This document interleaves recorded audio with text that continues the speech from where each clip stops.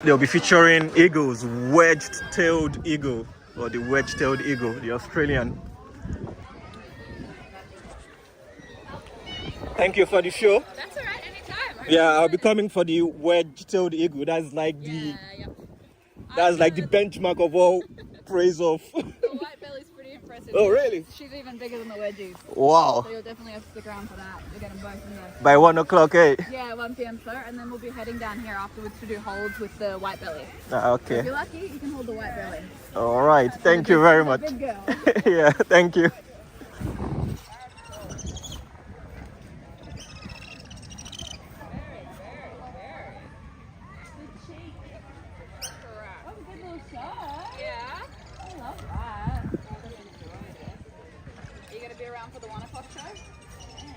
Probably not, but I am suggesting to guest CTV. Definitely recommend it. Iluka is very impressive. Yes, very. It's our White-Bellied. Yeah. And you've got the wedgie as well. He's equally as impressive and equally as much of a rat.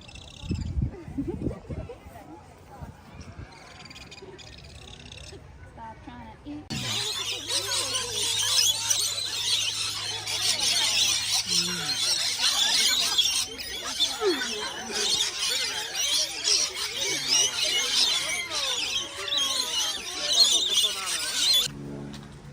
To have a look at what is going on in terms of Lone Pine Koala.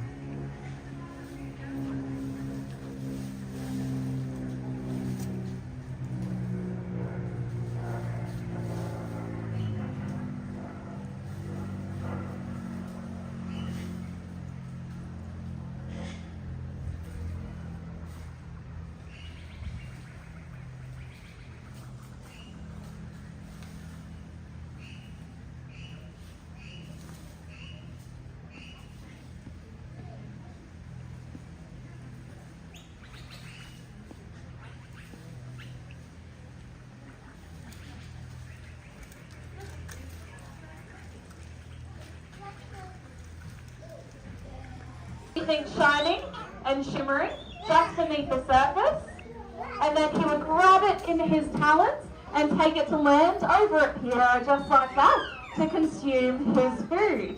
Now from a training perspective, Pierra is smiling right now. The reason she's smiling is because Zephyr just did 6 flights across the stage. Typically when Zephyr flies, he will only do 2 to 4. We decided to try and ask him to do more today because everyone's sitting in the right spots. You'll notice that we have reserve signs out, that's specifically for Zep. We know Zep very well. We know how to ask him to succeed. And with you guys all being nice and quiet just then, you just helped our raptor to feel confident enough.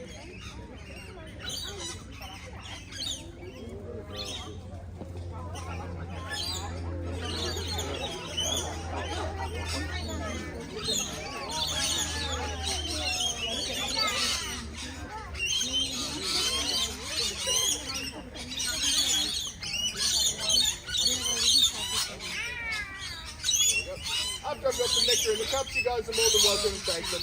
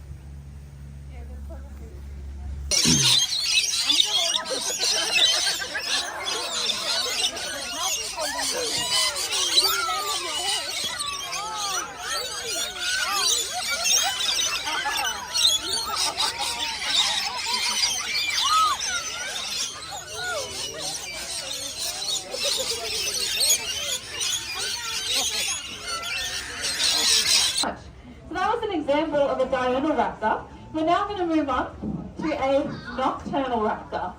And sometimes our box likes to play tricks on us. Technical difficulties.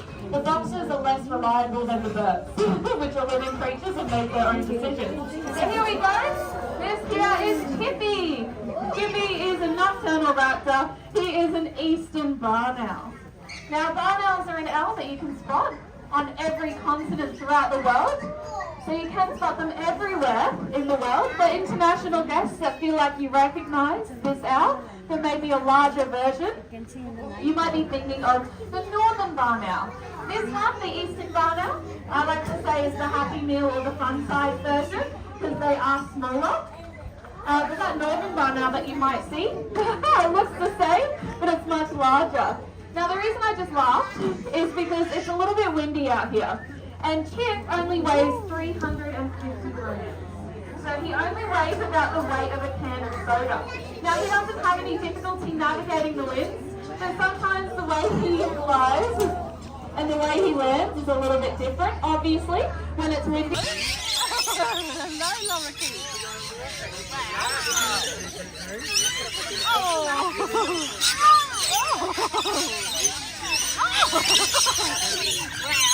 Wow.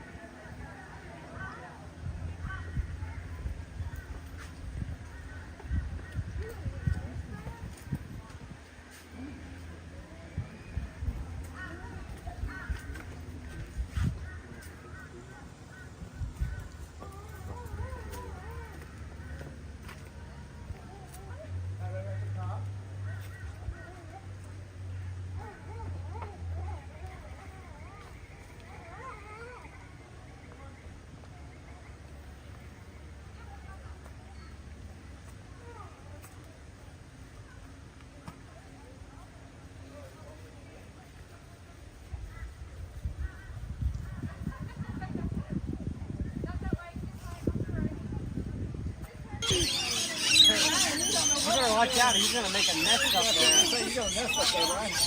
Oh, there he goes.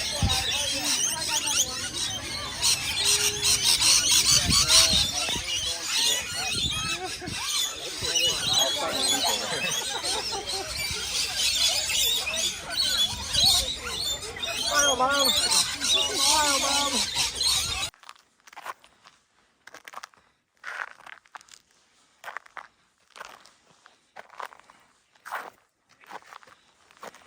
5 minutes there, but don't know how many minutes I might have walked past. Hello.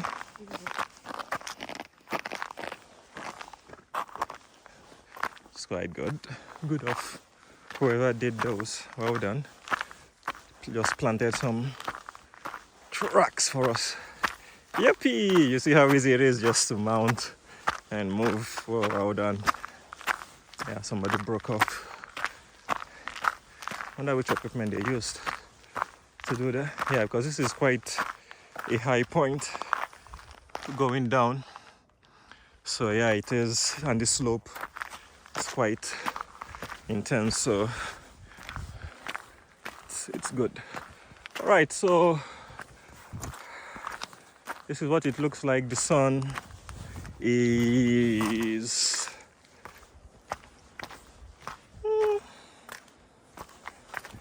so that is where we would like to go. Down there. Well, I wouldn't say that we have come late.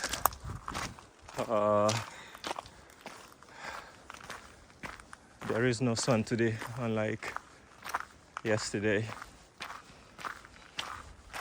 Yeah, where did the sun go? This is afternoon time. But I don't know, maybe a few come in early in the morning, but still you would be putting yourself at risk coming in the morning. To Sanford Road, State Route 22.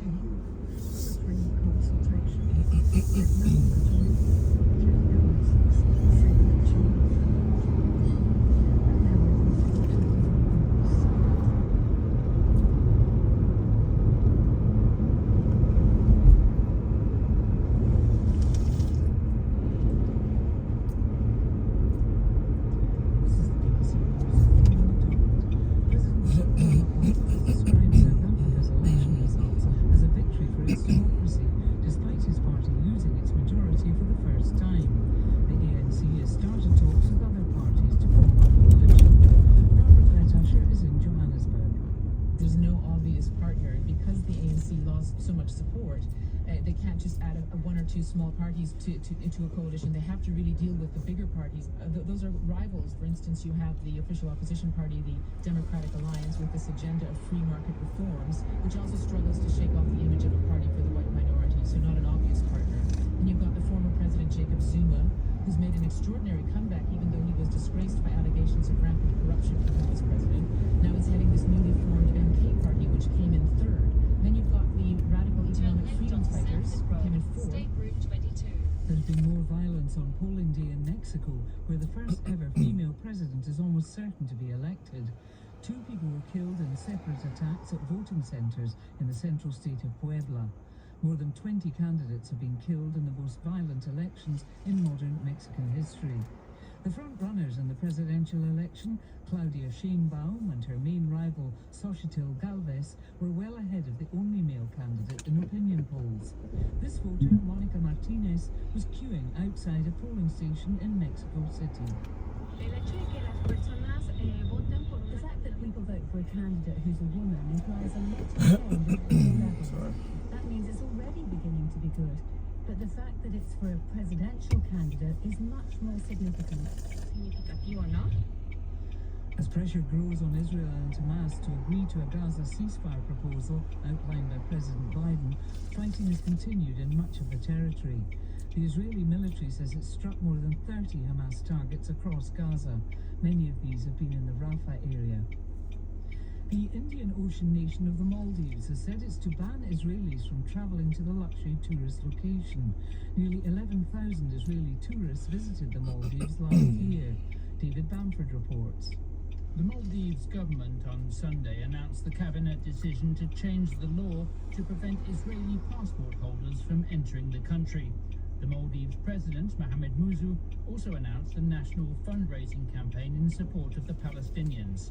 Israel's foreign ministry has issued guidance recommending that Israeli citizens living in the Maldives consider leaving. Israel does not have diplomatic ties with the Muslim-majority nation after they were suspended in 1974. But Israelis have been allowed to visit the country since the Maldives lifted a previous ban on Israeli tourists in the early 1990s. You're listening to World News from the BBC. The former US President Donald Trump said he would accept a sentence of house arrest or even jail time following his conviction for falsifying business records. More details from Will Vernon. Most legal experts say it's unlikely Donald Trump will receive a prison sentence, as he's a first-time offender convicted of a low-level crime. But there is huge speculation here about whether the judge will still decide to confine the former president to a jail cell. In an interview, Mr. Trump was asked about the possibility of house arrest or prison.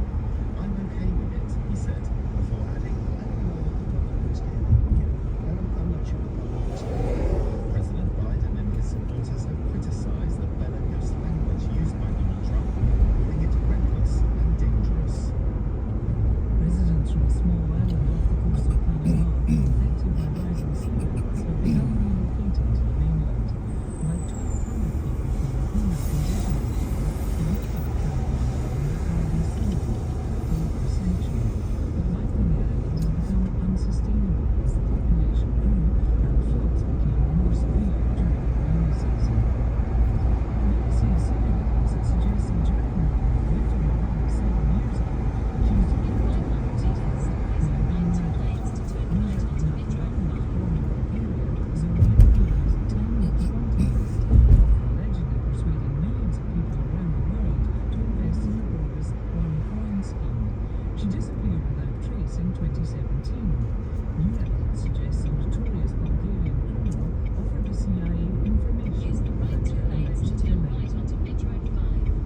most successful recruitment of many players in history, was died at the age of 41.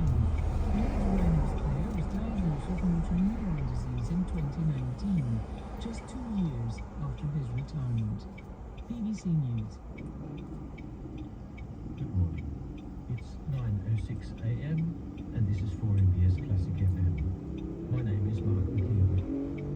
Our musician of the day today, soprano Amelia Gali Cucci, was born in 1882 as Amelita Gali into an upper-middle-class family in Milan, where she studied piano at the Milan Conservatory. Winning a gold medal and where, at the age of 23, she was offered a professorship. She was inspired, however, to sing by her grandmother, as well as being encouraged by the composer Mascagni. By her own choice, she was largely self-trained, honing her singing technique by listening to other sopranos, reading old singing method books, and singing, rather than playing, piano exercises. Gali Cucci made her own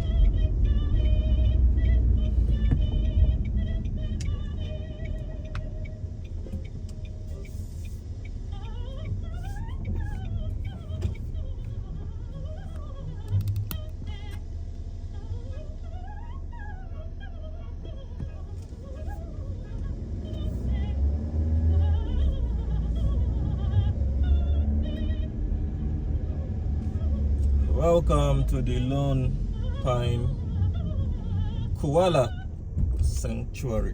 Okay, we have people already here. They open by 9 o'clock. This is 9:28.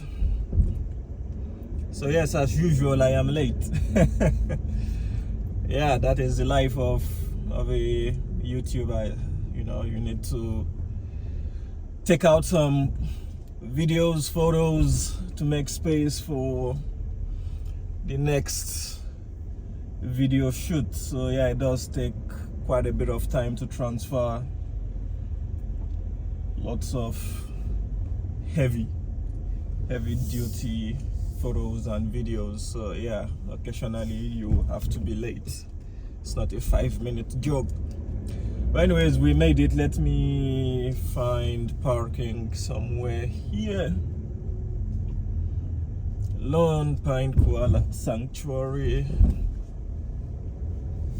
And yes, very warm welcome to each and every single one of you. I hope it is free parking and not paid parking. Let me see where I can fit myself in the shade. Reverse park. Let's go.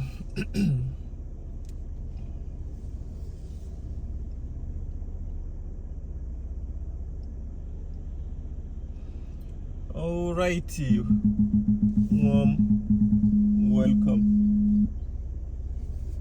welcome once again to each and every single one of you. And yeah, so that's the drive from wherever it is in Brisbane to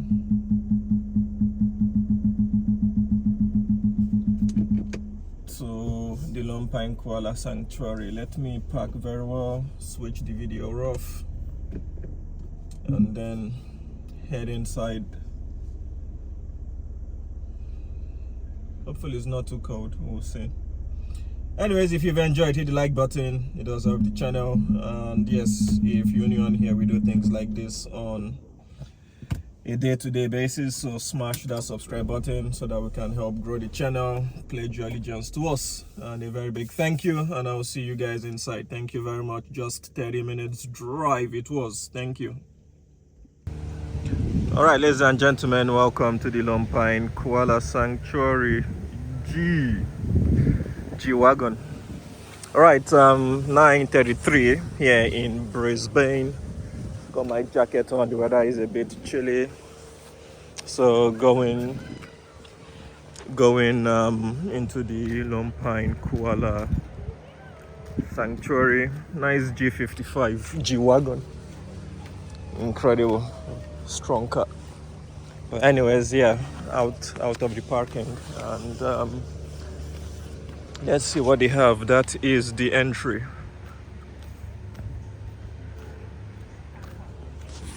It's gonna be a nice day.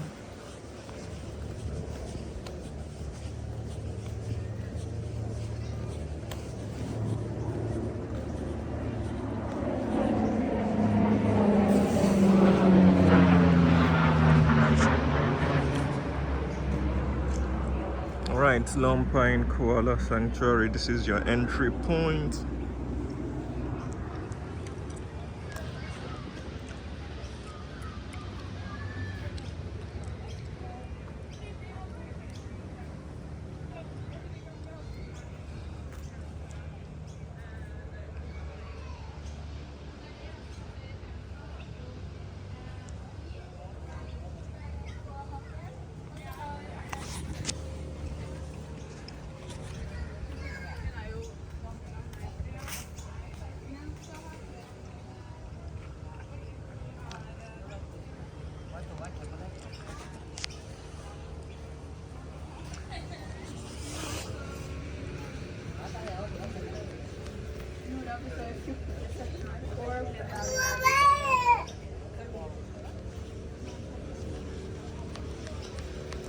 Right, you can buy your ticket from that machine, or you can actually buy it from here. Annual prepaid ticket holders, daily passes, annual passes, buy tickets.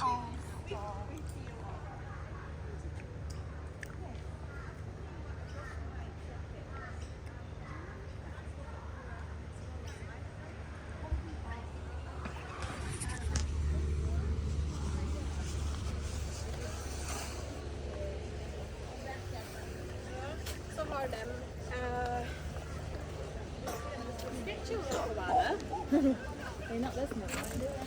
Well, let me get the tickets from here.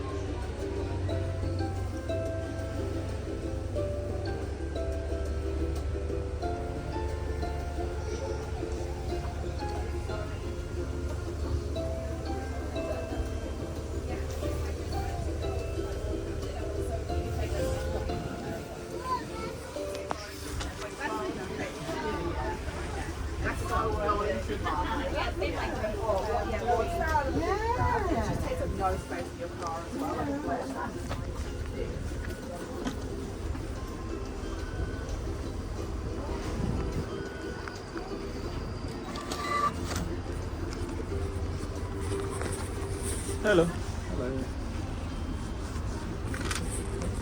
Thank you. All right. I got the 1-day pass.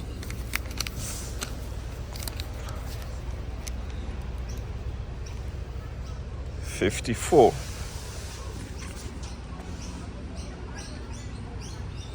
$54. It's quite pricey. All right, let me know what I'm gonna do. I need to see which shows they have, to be honest. But yes, welcome every single human on here. Welcome to the Lone Pine Koala Sanctuary.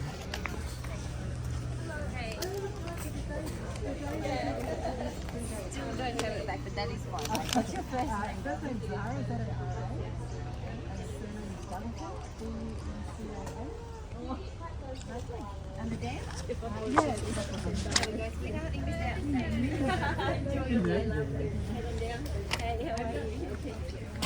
Yes. Hello, how are you?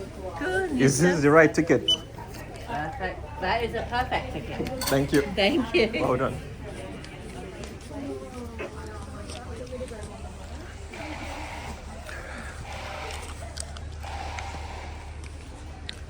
So I believe from the map that I've memorized, if you go to your left, you'll definitely see where they have the, is it the Falcon show or something? Yeah, the free flight show, yes, to your right. So I memorized it yesterday. And it is on by 10:30. I believe this is 9 something, so let's see. It's good that some people are using their camera with the full tripod stand, but I have decided not to use my tripod, respect myself so that I don't get unnecessary attention. Oh, are you a YouTuber? Oh, are you this, are you that? So let us kindly avoid those confrontations and let me get the maximum benefit.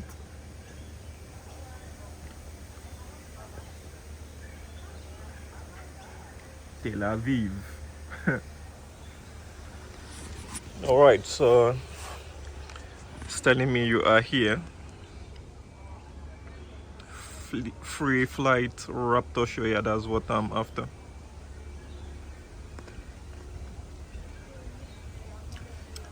All right, so yes, I'm within the time frame anyways. But yeah, 30 something minutes late, which is not too bad, still on schedule. I saw Kookaburra yesterday where I went to see the Curtis waterfall. Yes, this Australian brush turkey. Oh my god, can I sacrifice this meat? Tasty. Eastern water dragon, noisy myna. Hopefully we can spot some birds this morning. You guys can always pause the video and have a read.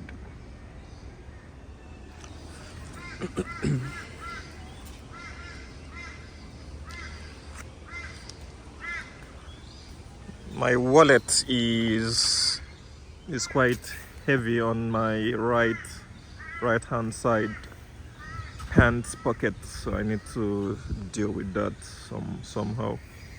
I think that cruise ship or that yacht or boat comes from the city, takes you straight on here.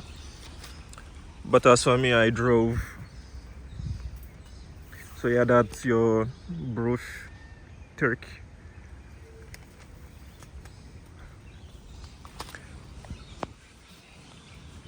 The ones that I've seen are actually 3 times this particular size. Very big, massive turkey. Taste different from chicken.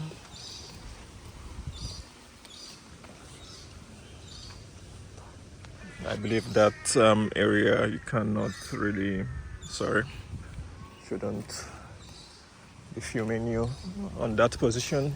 Come back later to film that side.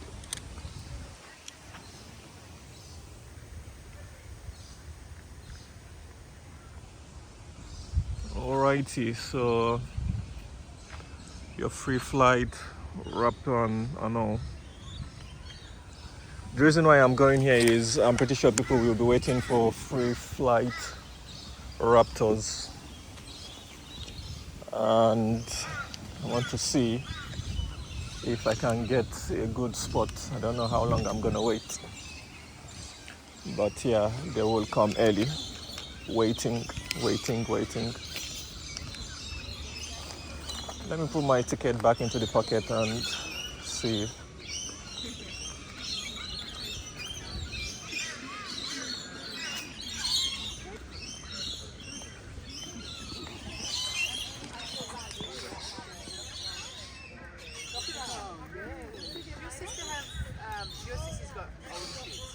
No, my sister's just got one, who's big and Lone Pine. My brother's got an older daughter and a 1-year-old.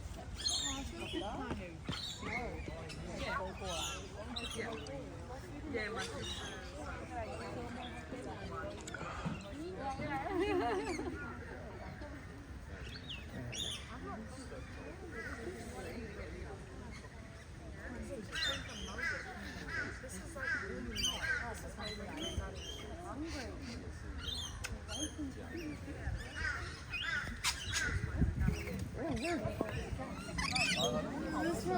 Hello. Friday.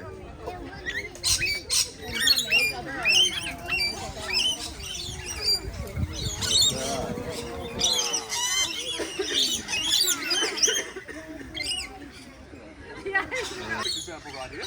Today we will hopefully be seeing 2 of our native wild lorikeet species. The one that we have right front and centre here is one of our rainbow lorikeets. You can tell it's a rainbow lorikeet because it takes after its namesake. These guys have their beautiful blue heads and little orange and yellow marks that go down their front. Otherwise, we will hopefully see some of our native scaly-breasted lorikeets, but those guys tend to only show up after the nectar comes out. Otherwise, what we're feeding these guys today is a nectar supplement called Lorikeet. Basically, it mimics their nectar intake, or mimics some of the nectar intake that these guys might have out in the wild. We only give them a little bit in the morning and the afternoon, just to make sure throughout the day these guys are still going out and foraging for the seeds, nuts and greens I otherwise might eat. So with that being said, we're pointing out that these guys are wild. What I want you guys to keep in mind is a couple little safety tips, because as someone that's been bitten by lorikeets before, can't promise it's a particularly fun time.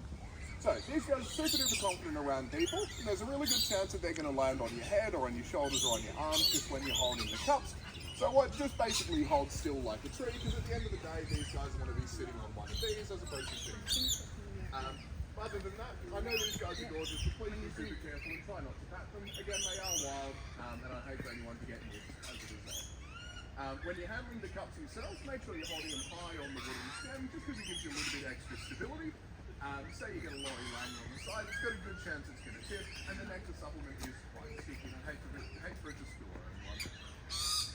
Other than that, if you guys do have lorikeets at home, my suggestion is always going to be to do your research just to make sure you're feeding them all the right stuff, because feeding them human food can be quite harmful. We do have a... Yeah, the search is going up. Also one of my neighbours, not quite vectivorous, but he's happy to check out the situation. Because we do have a good number of people here today, and we only have so much nectar and only so many cups, if we can make sure that we're only taking 1 cup per group, and if you guys are also happy to share them around, that would be greatly appreciated. Of course, if every group has a cup and there are still some left over, you guys are more than welcome to take it. But I'll be back in just a sec with the nectar, and here's hoping we get fun and loads.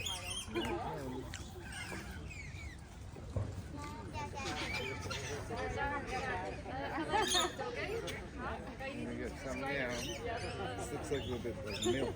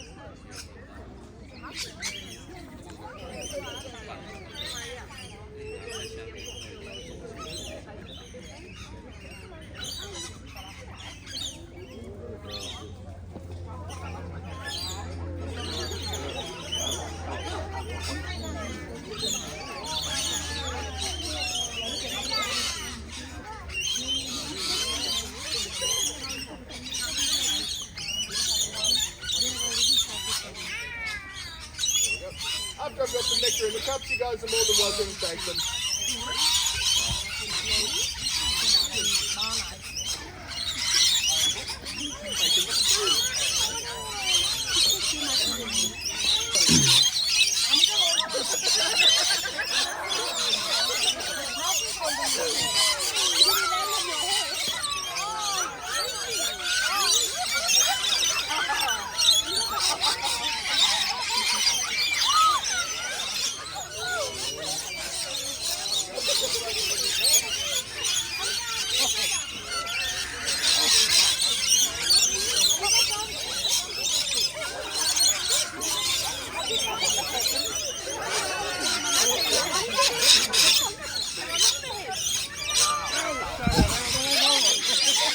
Jeez.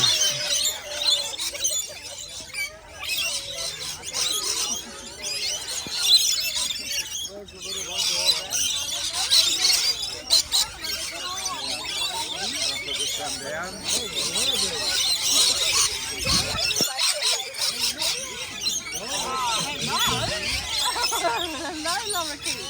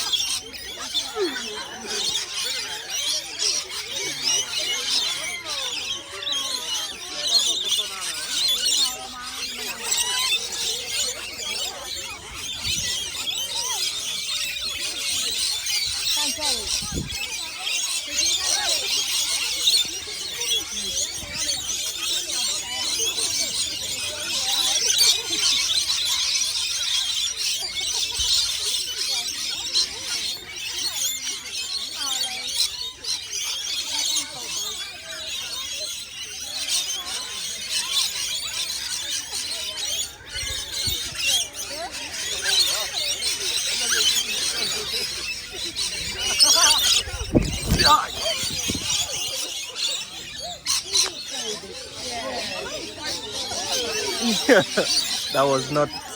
Oh, damn it.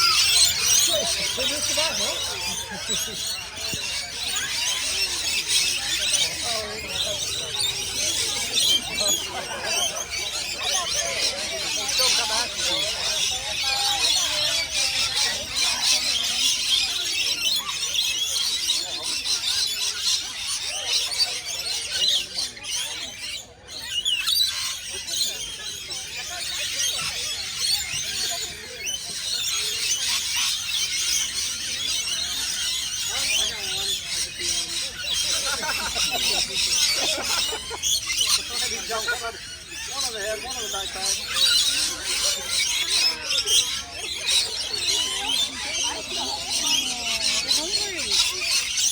Ah, got another one. Oh, cool.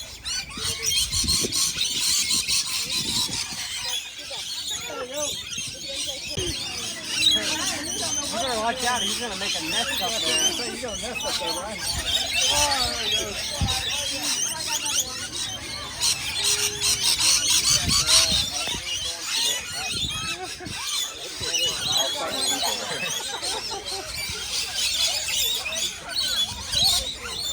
Smile, Mom. Smile, Mom. That's because I got lots of food. Look how much food I have. Oh, yeah. It was waiting for the camera. All right, I think that is enough for this section. Oh, all right. Oh my gracious me, that was cool. That was awesome. Let me see. Is this a free flight show? Don't think so.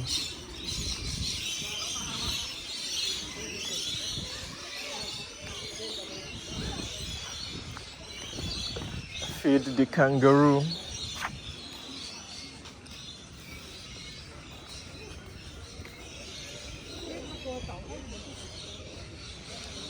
I think I got enough short videos. Oh, I shouldn't be at the feed the kangaroo section. I should be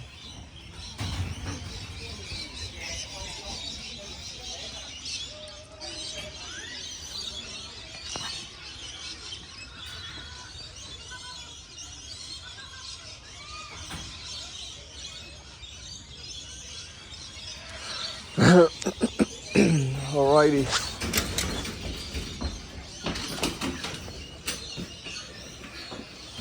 Okay, that's interesting. Are the kangaroos here? Hello. Hi, thank you. No worries.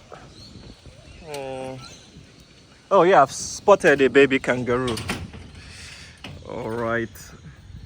Let me see how much time we have before the free flight show. Hopefully this guy doesn't pick a fight with me, because I'm way bigger than you.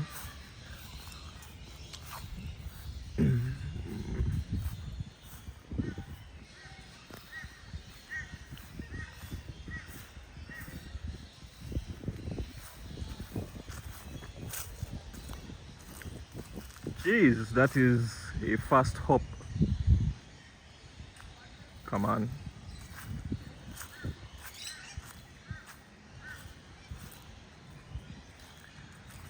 Oh, that was a good bird feeding show. I saw a kookaburra yesterday. Okay, those are where the kangaroos are. Let me check the time and see how much time I have at my disposal.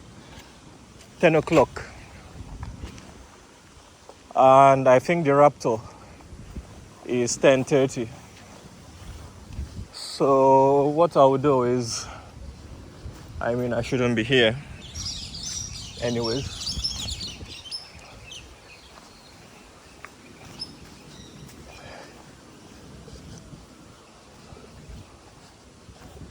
That's the baby kangaroo. I don't know what is wrong with it.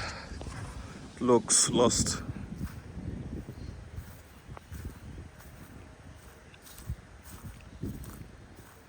Probably not interested in seeing You humans.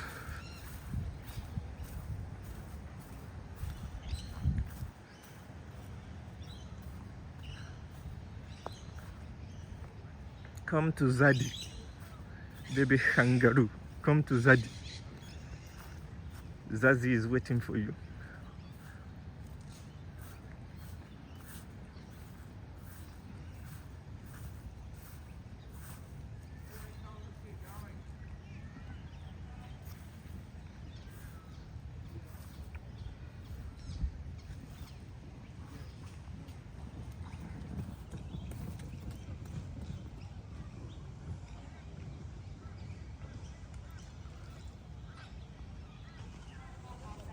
Alrighty.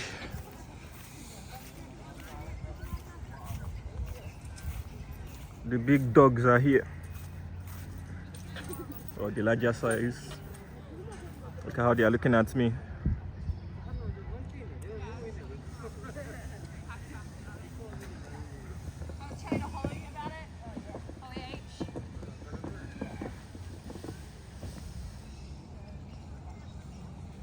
Not too sure what's about to happen, but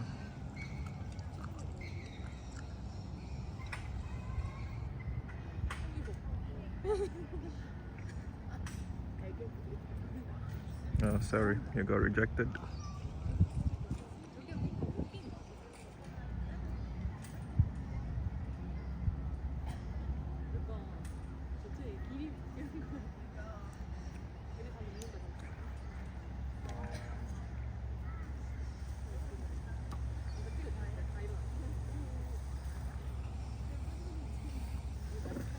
You got accepted. You're happy now? You're welcome to go closer to the kangaroos. You don't have to stand back. You can go up and say hi, fly, they'll hop away if they don't want to.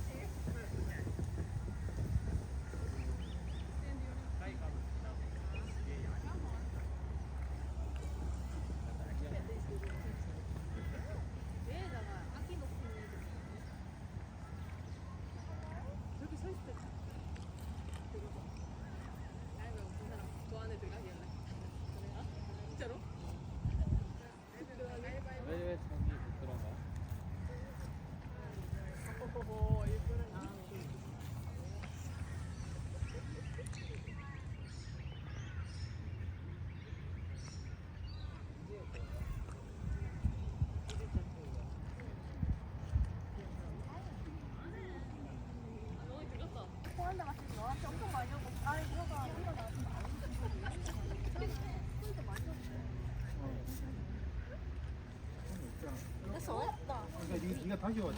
이걸 들고 그냥 가면 너무 많이 와.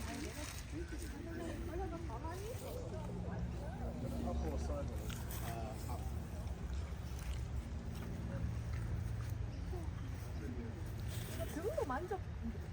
이거 하면서 나 등도 만져보고 하면 돼. 가만히 있어도 돼. 있으면 니한테 안 와. 손. 예, 진짜.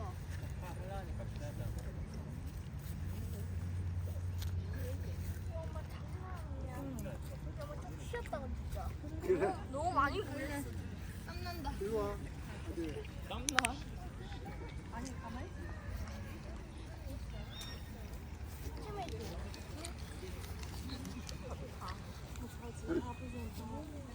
잘 좋다. 나한테 다 걸려. 그러니까 가만히 있어. 아, 뒤로 와.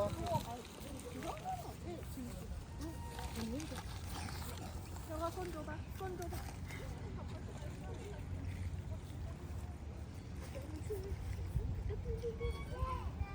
엄마, 캥거루 엄청 그래, 엄마 얘기했잖아. 아, 뭐요? 이번에 몇 개월 줘? 몇 개?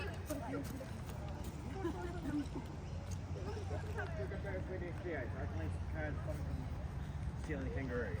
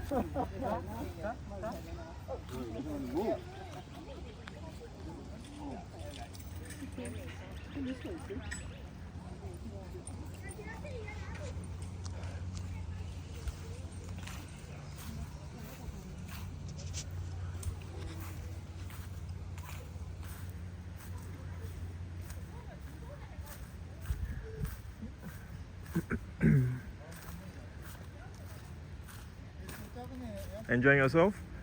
Yeah, I think so. Yeah, all good.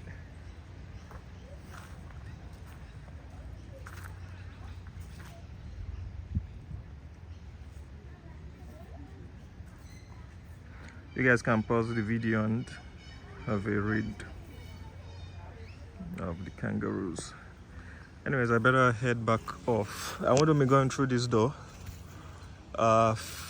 Free flight.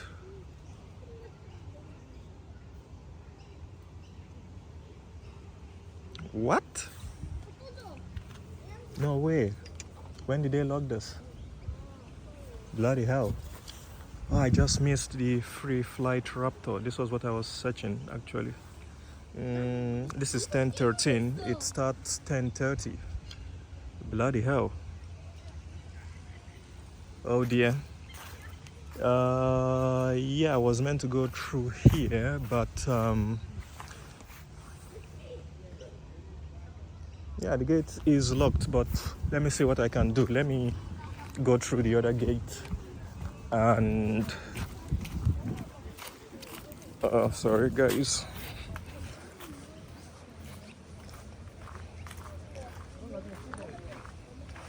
Damn it, they've locked all the gates. Oh damn it. Kangaroo, sorry, I almost stepped on your tail. Alright, so yeah, I was meant to go through here. Gate is locked as well. Okay, what I will do is oh dear. Well, let me see what I can salvage. Can I jump this fence? who is looking, anybody looking. Seriously, trust me, I would jump this goddamn fence. But well, let me see if can find another gate entry. Yeah, it's crazy. Crazy. Yeah, that was what I was looking for, the Raptor flight, but I don't know. Damn it, you don't get any information. And it's in 15 minutes. By the time I finish roaming around like a mad dog on here, I would have missed the free flight Raptor. But there should be a way to re-navigate. Yeah, that means I would need to probably go around, go to the koalas, and then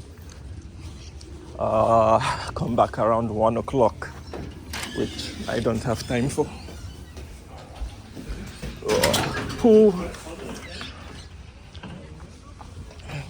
Okay, what I'm gonna do, I will illegally navigate my way into the, I don't know how many more minutes I have, but surely I should illegally be able to navigate my way.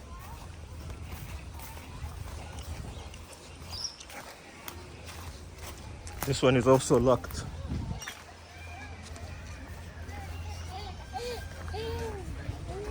Push. Okay. Push again. Oh.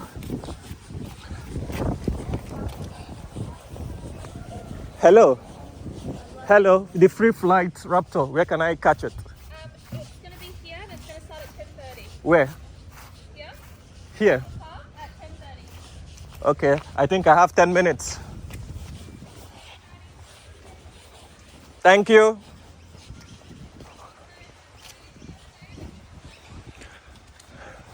All right.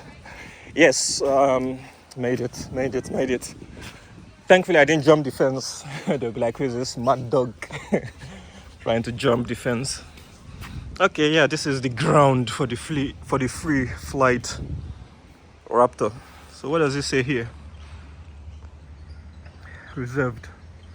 School groups only. All right. Let's see, free flight Raptor. Don't tell me that I will be the only one on here. I wonder what the free flight Raptor is all about. 10:30. Let me see, what is the time? 10:17.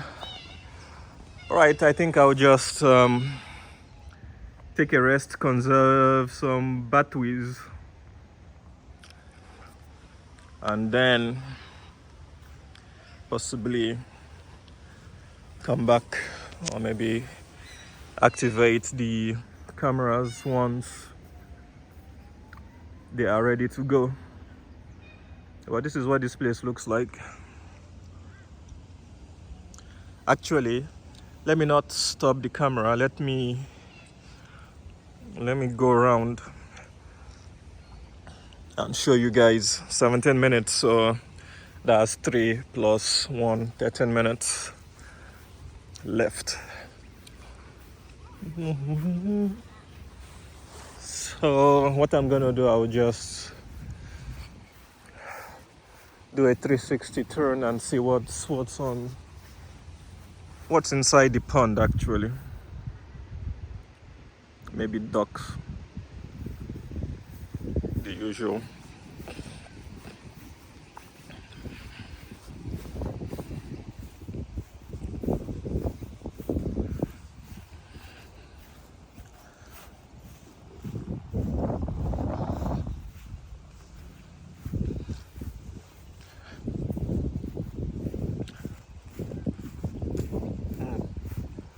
We have them boys, them young boys chilling, waiting for me to come.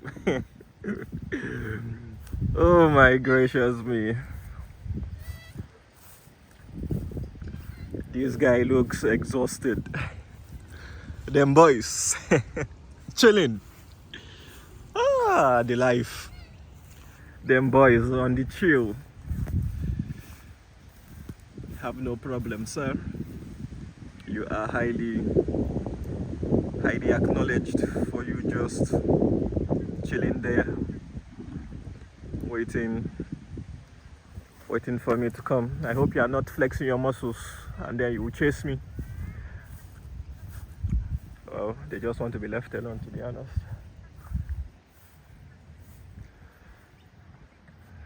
All right. Yeah, so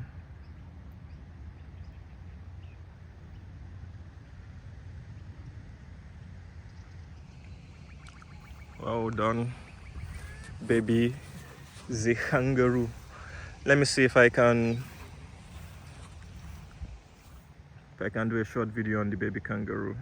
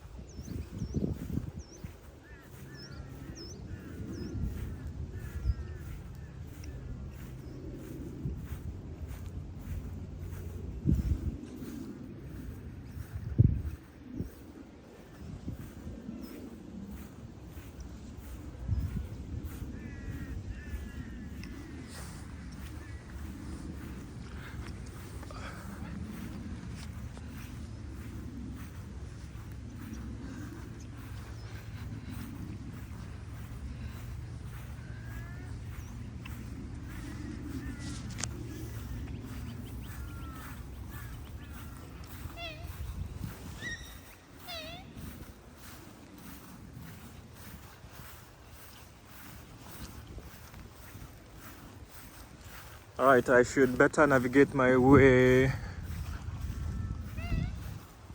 back to the stand for the free raptor flight.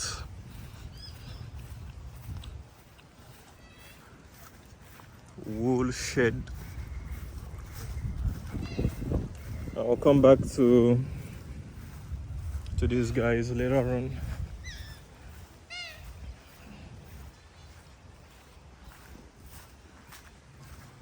Come back to you guys later on.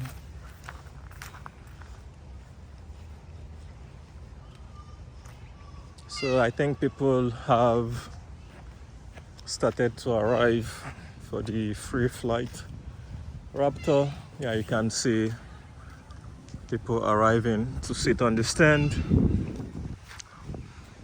Ship station.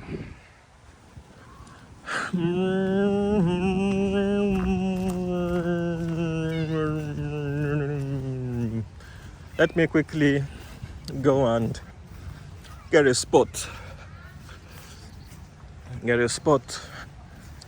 catch the free raptor flight, and after catching the free raptor flight, I need to go to the koala stand, to be honest, and see what the koalas are like.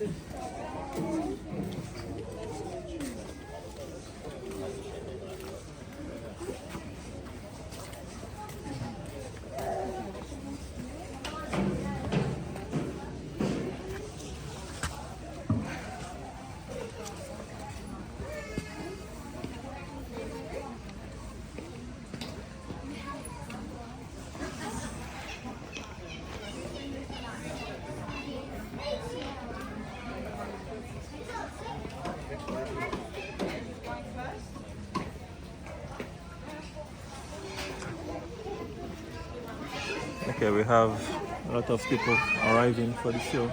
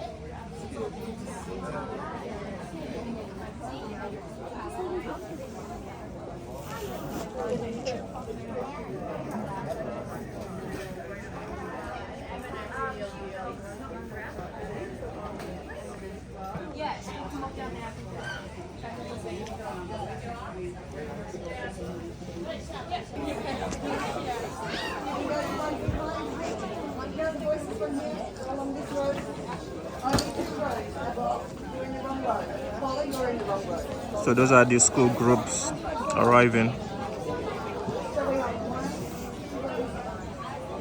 So it's just about 2 minutes before the start.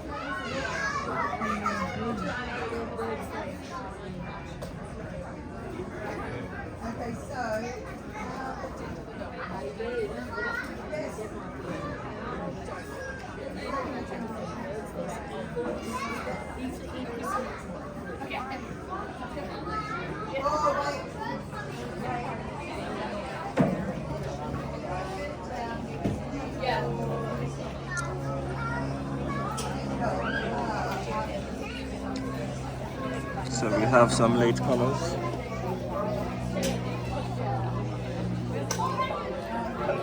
(10:32), so 2 minutes behind schedule. But as you can see, the guides are already Alrighty, we're going to preparing. get started. Good afternoon, everyone. Welcome to Lone Pine Koala Sanctuary, and a special welcome to our free Flight Raptor show. How are we all today? Good. Alright, that's good. My name is Paige, and joining me today is Pierra, and it's our job to introduce you to some Australian birds of prey. So for those of you that don't know what a bird of prey is, it is quite simply a bird that eats meat. So they hunt and consume other animals as their primary diet source. In saying that, here in Australia, some examples of a bird of prey that you might see could be a kookaburra, could also be a magpie. You might even see them here around Lone Pine. But today, you're not just meeting a simple bird of prey, you're actually going to meet 3 raptors. So they are a bird of prey, but they have 3 extra features that make them a raptor. These include forward-facing binocular vision to target their food sources, so they can see very long distances, sometimes kilometres away, which is pretty crazy. They also have sharp talons at the end of powerful feet for seizing and holding onto that prey. And last but not least, a raptor will have a sharp, pointed and hooked beak, perfectly designed for tearing prey into delicious little bite-sized pieces. Now I have just mentioned some sharp, pointy and arguably gnarly features, and today you're lucky because you will have some raptors coming up close and personal. Now we do just ask that everyone remain seated throughout the duration of the show, and if you do have raptors flying close by, please don't put your hands, your phones or your children up in their flight path. It happens. You'd think it wouldn't, but then they get sacrificed to the raptors and it's just not a good idea. Also, if you're about to do something, it just happens every time. So if you're about to do something and you think to yourself, oh, I'm not sure the birds would like this, they probably wouldn't. So just sit down, stay nice and calm. In particular with our first bird, he is a rescue. He is shy. He doesn't always do the show, so you're very lucky to see him fly today. So it's really important that everyone remains nice and quiet, particularly for our first bird who is about to join us. Now this first bird, here he is. His name is Zeph. And Zephyr is a beautiful Brahminy Kite. Now it's nice and windy, so he's going to enjoy doing some flights today. So we have 6 different kite species here in Australia. He is a Brahminy Kite, typically found in aquatic environments. So if you imagined that the stage was a pool of water, you might notice that he gets quite low to the grass. This is exactly what he would do were he hunting over the top of water. So in order to hunt in their natural environment, they will do a behaviour known as raking. And that would be him raking the surface of the water with those sharp talons. He would be searching for anything shining and shimmering just beneath the surface. And then he would grab it in his talons and take it to land over at Pierra, just like that, to consume his food. Now from a training perspective, Pierra is smiling right now. The reason she's smiling is because Zephyr just did 6 flights across the stage. Typically when Zephyr flies, he will only do 2 to 4. We decided to try and ask him to do more today because everyone's sitting in the right spots. You'll notice that we have reserve signs out, that's specifically for Zeph. We know Zeph very well. We know how to ask him to succeed. And with you guys all being nice and quiet just then, you just helped our raptor to feel confident enough to do more than he normally does, including that little rogue across the stage there. So it's awesome that he had a really positive experience out here. Now he is a rescue.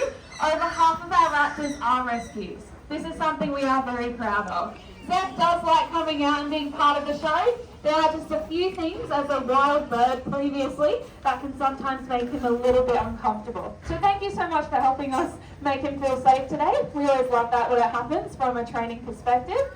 But the reason he was rescued is because if you think about marine environments and where our aquatic kite species is typically found, in marine environments there are a few obvious threats, and when it comes to those areas, fishing line entanglement and marine pollution is a big issue for marine animals. So Zeph actually came to us because he had some serious fishing line entanglement around his feet. he now has permanent ligament damage. So that behaviour that I mentioned of him being able to rake the surface of the water, if he's trying to pick up slippery items like fish, he doesn't have the grip strength anymore to be able to do that. That's why he wasn't suitable for release back out into the wild. But you'll notice that we have a pond here on stage. He is currently in training to collect a fish that we've made for him, a special leather fish that has leather straps, really easy to hold on to. So he collects a fish from this pond, flies over, does that raking behaviour, and replicates it right here on stage. So every time he has a positive experience out here, we get one step closer to him doing that in front of our next audience. So again, thank you very much. So that was an example of a diurnal raptor. We're now going to move on to a nocturnal raptor. And sometimes our box likes to play tricks on us. Technical difficulties. The boxes are less reliable than the birds, which are living creatures and make their own decisions. So here we go. This here is Chippy. Chippy is a nocturnal raptor. He is an eastern barn owl. Now barn owls are an owl that you can spot on every continent throughout the world. So you can spot them everywhere in the world. For international guests that feel like you recognise this owl, there may be a larger version.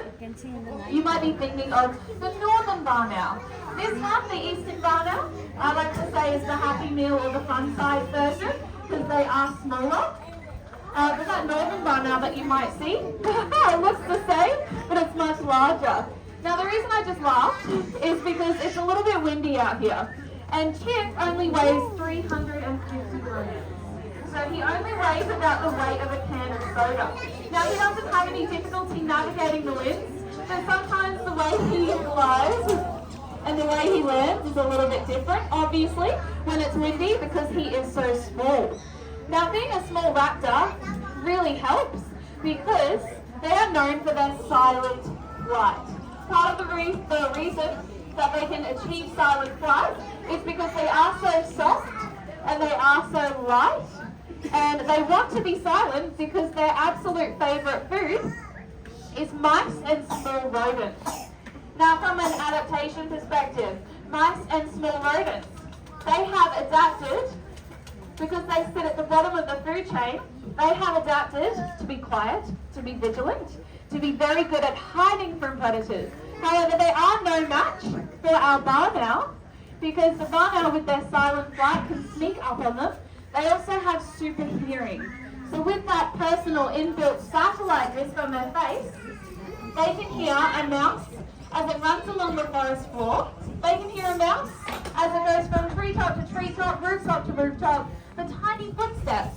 They can hear a squeak of a mouse, and if you're not impressed yet, 8 to 10 metres away, they can also hear the heartbeat of a mouse. So all of this means that if you have rodents around your property, what you should do is install a nest box, just like that. What you shouldn't do is reach for the rodenticide. If you poison rodents around your property, they get sick, they venture out to find water, they are easy prey for owls like this, for a dog, for a cat, for a snake, for other birds of prey. Anything that eats a poisoned mouse is going to pass away as well. Really nasty process, called secondary poisoning. Great alternative. Milo, Josh, Chip. It's Chip. We have 3 barn owls, and every time I fly them, I go between all of their names, as much as I try not to. So Chippy here just showed you just how readily they will use those nest boxes. Absolutely take that into consideration, and you get to attract some beautiful animals, just like Chippy, to your backyard. Now we are about to be joined by our last raptor. And our last raptor is a crepuscular raptor. And that is Bowberry. And our boxes just don't want to work today. Oh my gosh. Thank goodness our birds are more reliable than our boxes. And I really had a big introduction. Bowberry, and nothing happened. Alright, here we go. So Bo's going to come out. There we are. Now Bo is a crepuscular owl. So you've met a nocturnal owl, you're now meeting a crepuscular owl. So that's an owl that is active at dawn and dusk, during the low light periods of the day. Now the last owl that you met specialised in their acute hearing. This is an owl that specialises in their vision and their eyesight. Probably not hard to guess, because when you take a look at Rose, one of her standout features is those big, beautiful yellow eyes.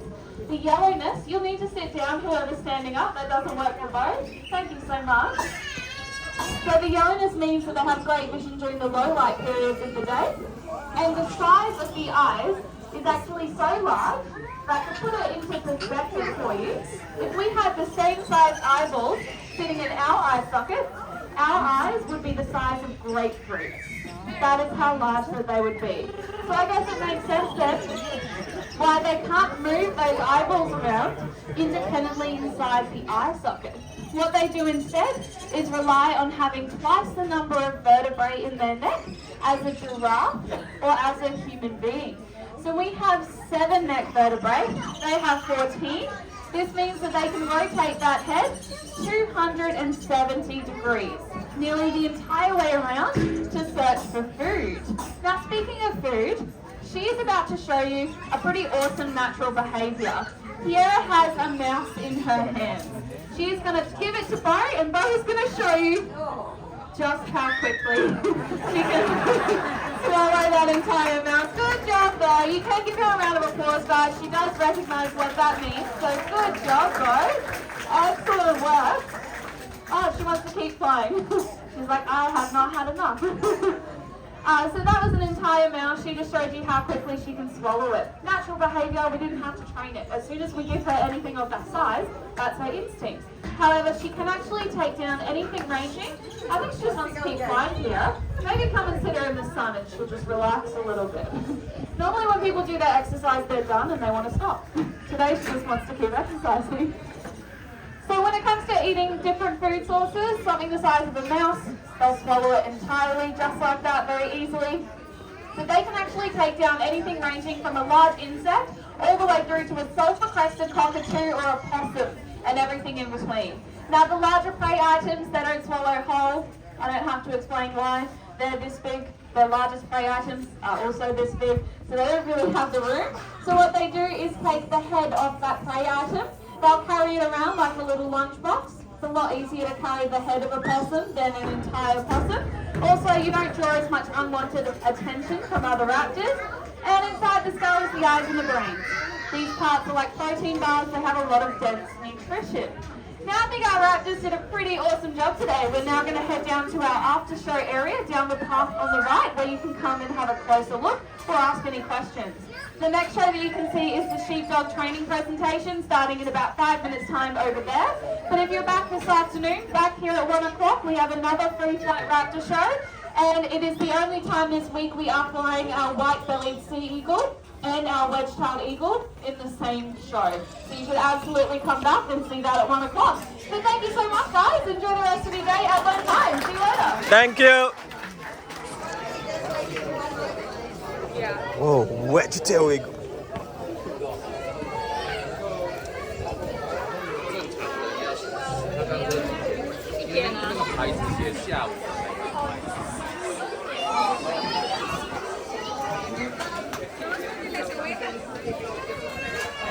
So they said they'll be featuring eagles, wedge-tailed eagle, or the wedge-tailed eagle, the Australian.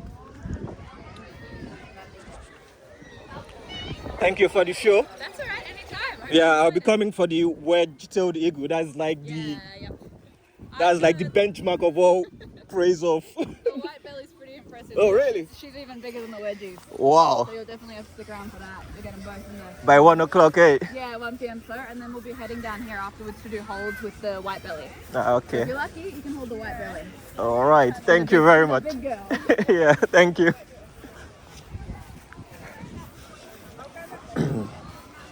All right. She was quite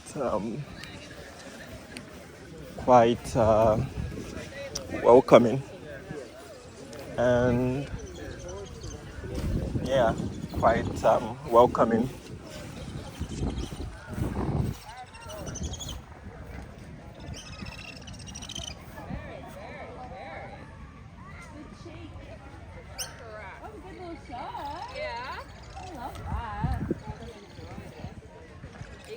For the 1 o'clock show?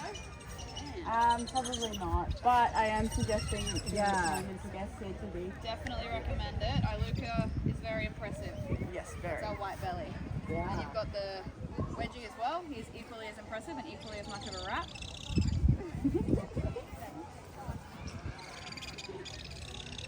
Stop trying to eat.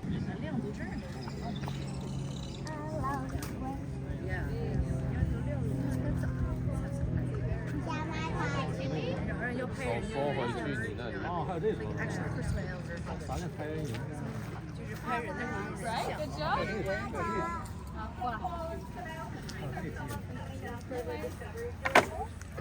So they booked the private tour, right? We had an Allen counter this morning, so they're doing some photos from that, and this was an All-Stars tour, which is a separate encounter. If you'd like to hold a raptor, it's just after the second show for the general public. But they can hold it because they already booked the tour, right? You haven't booked, so you'll need to come back after the second show. Don't miss the second show, Australian Wedge-Tailed Eagle. You want to see that one? It's going to be awesome. Thank you. Have a great day. Oh, there you go, there's Miss Bo. Very good. Miss Bo. B.O. barking owl. There we go. Oh no. I got no food. Trying to bite your fingers. Still got more snacks to go. You've eaten all your snacks, kiddo. That's all your snacks. Wow, impressive eyes. I know, Jeez. very good eyes. These guys Extremely... are a seeing owl, so they'll use those eyes to spot their prey. Don't eat that.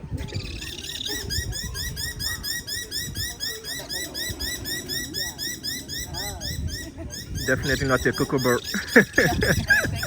Back up. There we go. Thank you very much. That's alright, have a great day. Hopefully we'll see you at the 1 o'clock show for the eagles. Thank you. Yeah, so it's two different species. They got a barking owl and a barn owl. Both native to Australia. Yep, that's it. And then you guys will all head to boat and hold the boat our barking owl as well. You'll get to hold both.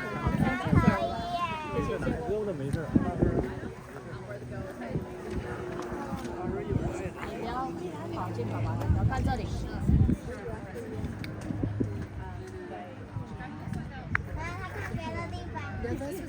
Hang on one sec. He just thinks I have food. That's all. He's distracted. 对，你身体要这样过来一点，我要切 Saw 掉。 my hand move a bit. So you go like and stay here for me. Yeah. Thank you very much. Oh, even in Sydney, the fishermen in Sydney 过来一点，对。因为他没有站很远，会有点拍到你。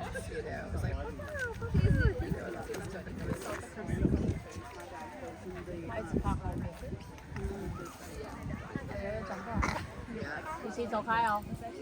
我已经叫你走开2次了，不要撞到我。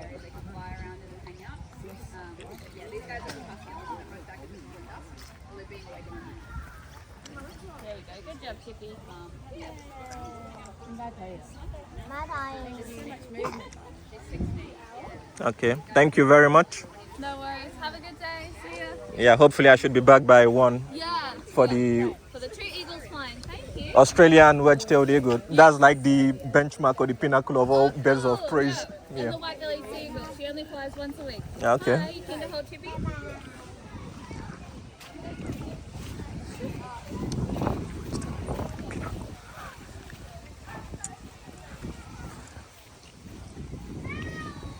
All right, let me head towards. Can I go from here? Excuse me. There. You doing all together?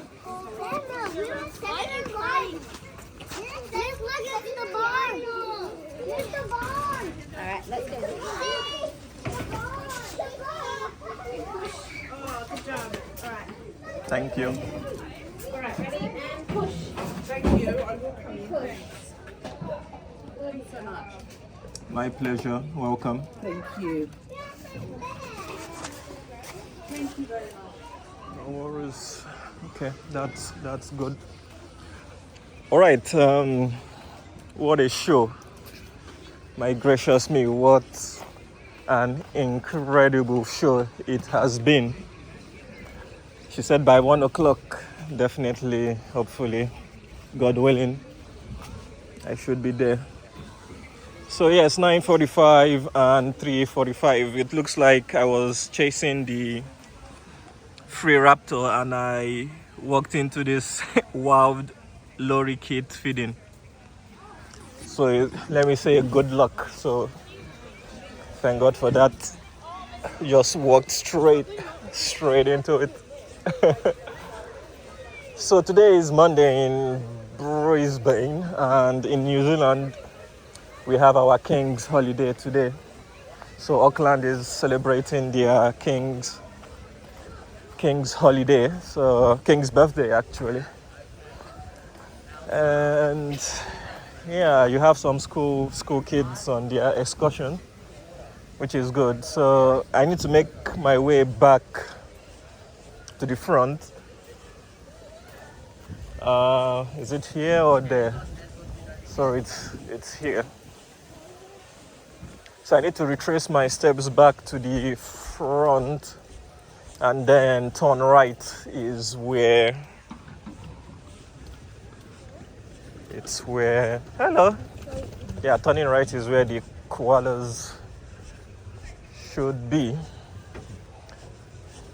Well, I'm not interested in filming crocodiles and stuff, but I should be able to do them when I see them. But first, I know my battery is running out, so what I'll do is oh dear, let me get to the koalas and then gauge the time. After I gauge the time, I should be able. Koala platypus. I would like to see the platypus as well, because when I do all my coin review shows, all the Australian animals, as you guys know, are always featured.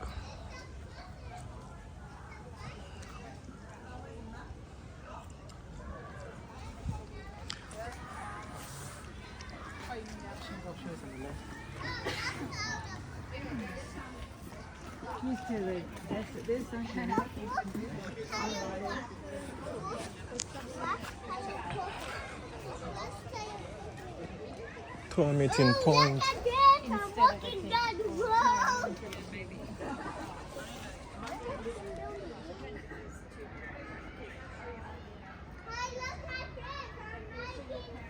Yep, I was borrowing what he was seeing on there before I see what I am meant to be seeing.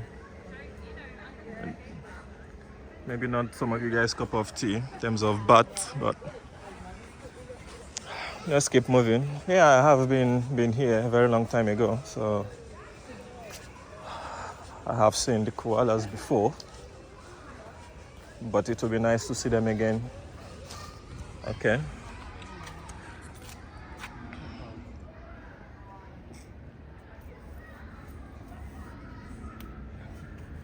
What is this creature?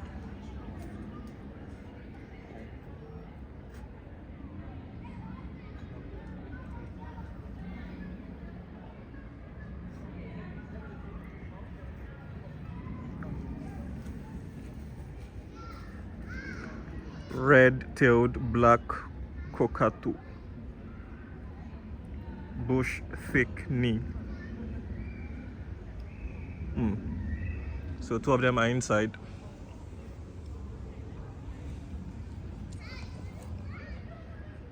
Yeah, and I said I want to spend my time trying to find where all of you are. Anyways, it's fine. Let's keep moving. So yes, absolutely brilliant.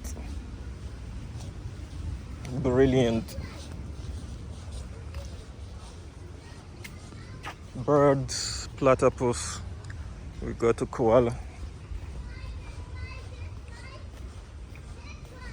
Oh yeah, these actually there are two spots from my memory. There's one here and there should be one down there with regards to koalas.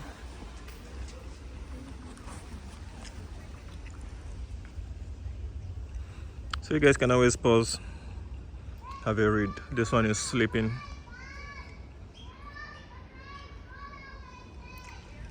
but they are all housed all around here from memory. This guy also is asleep, but there is one behind me that is actually awake.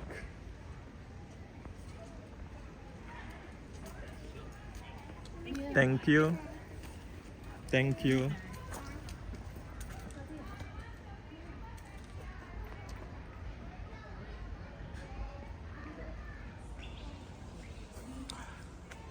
Yeah, so that's the one behind me.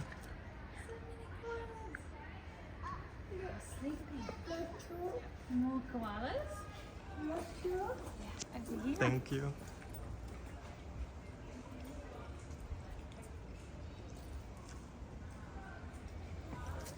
So let's go and find koalas that are in active mode. They are somewhere here.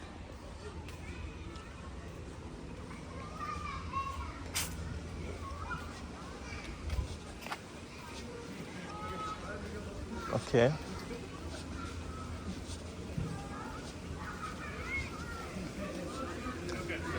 Fine. I think I've found them.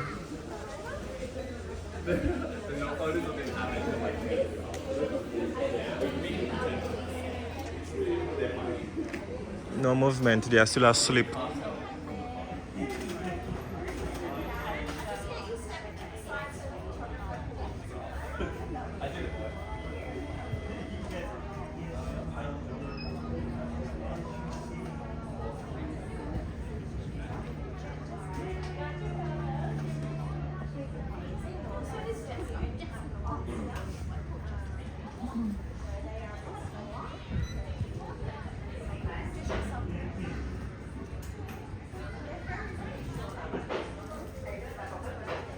So this one is still looking for food.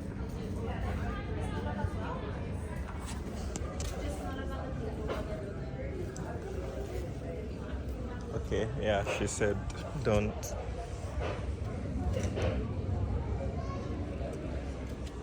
take photos of what's going on in there. That's interesting. I think maybe that's for paid private people. So yeah, I believe that is fair enough to respect what they've paid for.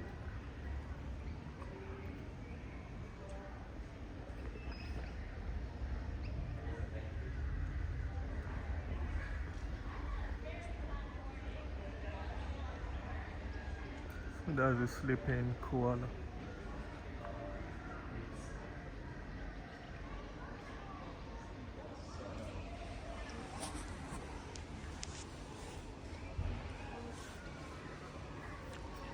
All right. So yeah, the koalas today are fast asleep. Incredible. Anyways, let me see if I can do a short video and resume my walk. All right, managed to get some short videos on the koalas, which is all right. Let me see.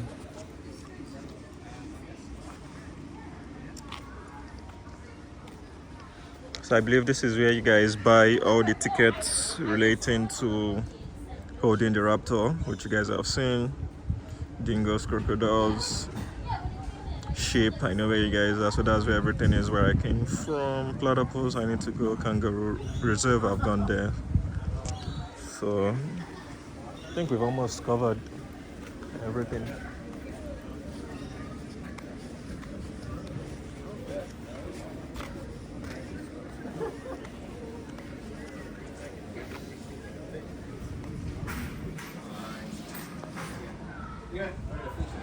Hodie koala sold out. Snake encounter sold out. Interesting. But it's quite interesting how generous they are with the raptor show. Like, that show is meant to to be minimum $20, but quite generous of them to be giving it for free here at the Lone Pine Koala. Quite impressive. Anyways.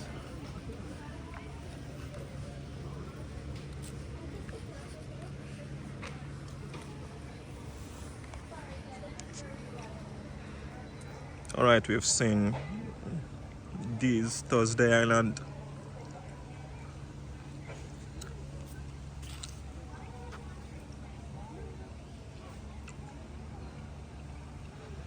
Okay, Wellington, New Zealand, I believe.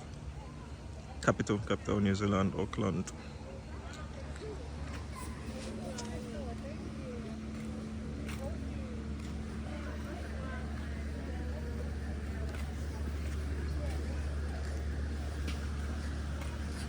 Right.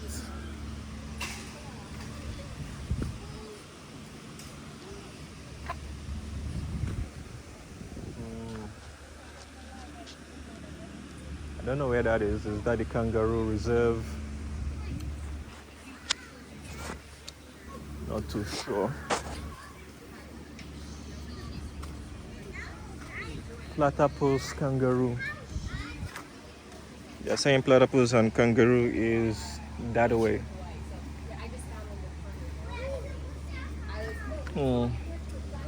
Looks like I'll be doing 360, to be honest. Oh, we have more koalas on here. Blessed art thou amongst all.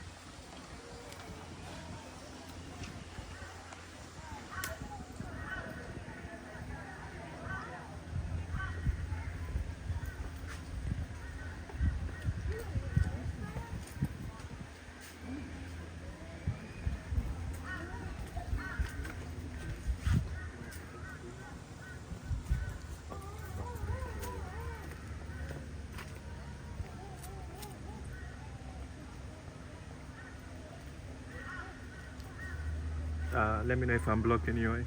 No worries. Yeah.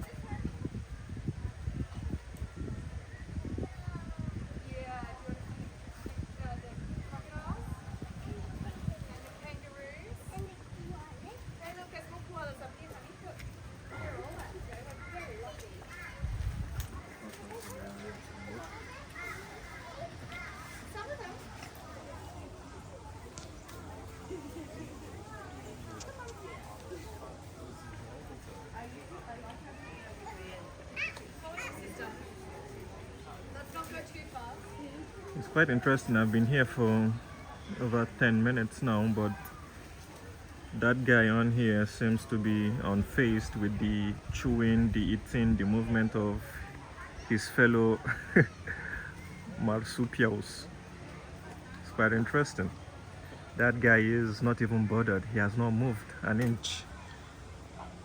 He hasn't even scratched. It's like in a deep sleep. Incredible.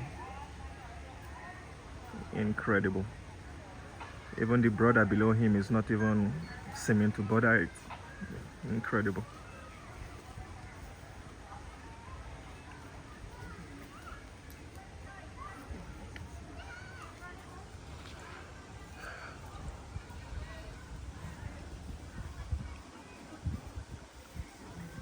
Looks like I've missed one koala jumping off the tree and going to the next tree, because I was clearly sure there wasn't any koala on the other tree, so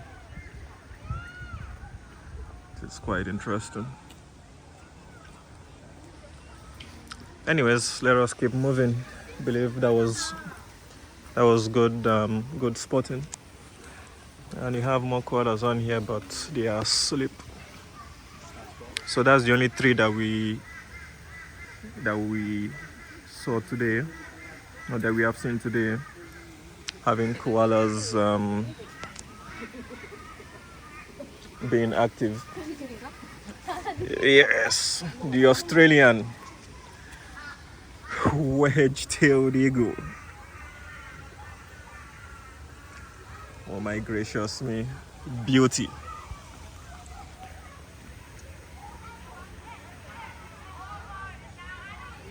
For those of you who follow my coin showcasing videos, the Pearl of Mint, the Australian Wedge-Tailed eagle series. Yeah, we've learned quite a lot from that coin series about the Wedge-Tailed eagle, coins of birds of prey.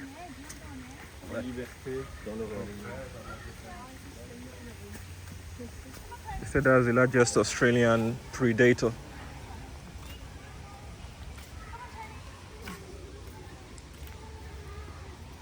Oh yeah, that's the dingo.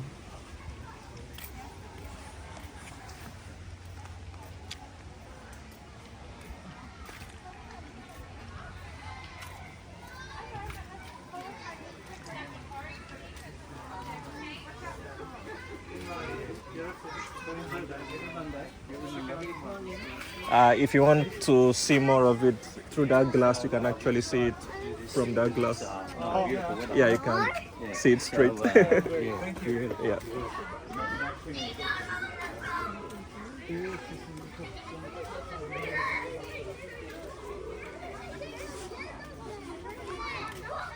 So I know that I have gone up the last time I was here through this staircase.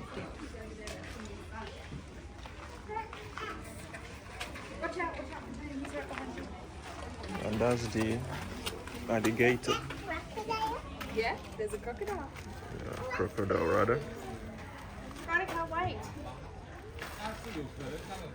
So yeah, the crocs also feature in the Pearl of Mint series of animals. Let's go around the tree this way. Quite beautiful scaling of black, brown dots. Taking a rest on the sun. Antonio, come on. Come on, Jackie. Dennis, come on. No more rocks. No.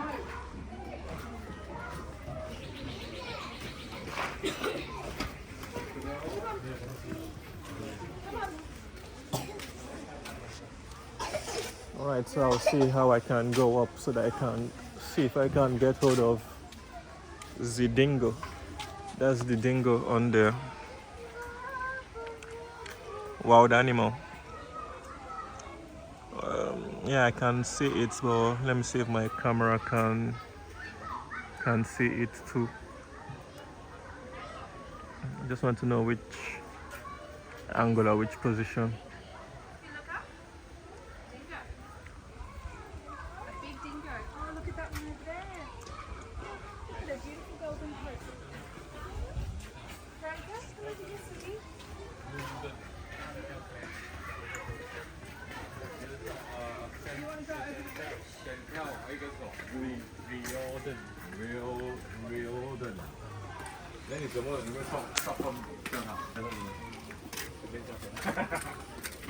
want to go over the bridge?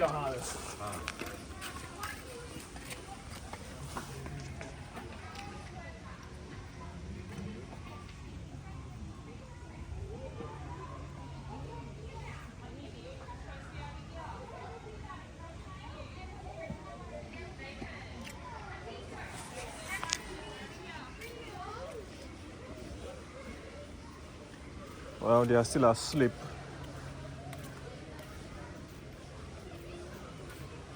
So okay, we've done the dingo, but you can actually go up.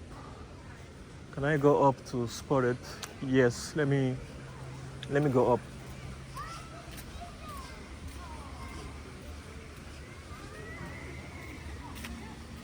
Yep, that's the dingo on there. But let me try to use the other way.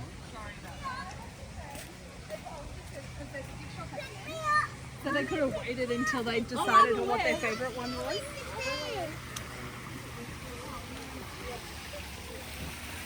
I don't know what this is, but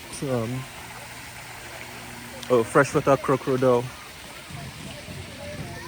I don't know where it is, but I will get hold of it.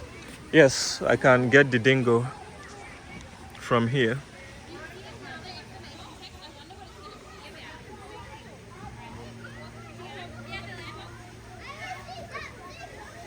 So that's the dingo. Now that the kids are coming, so that should get its attention.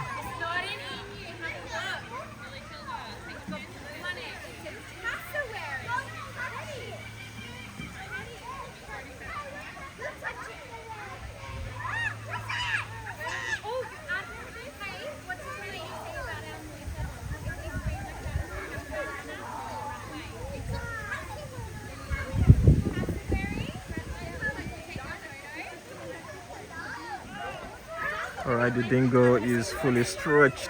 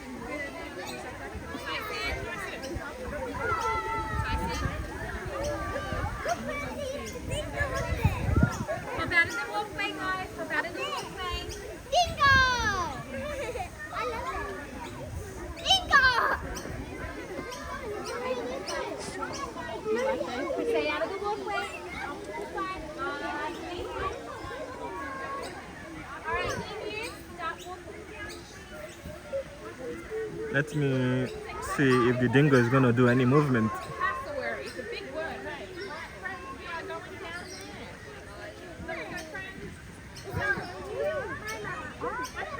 Okay, it's moving.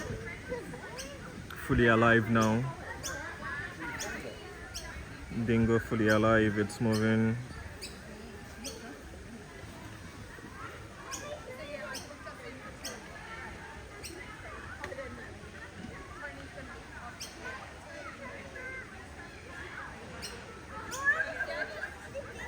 Anyways, let's keep moving.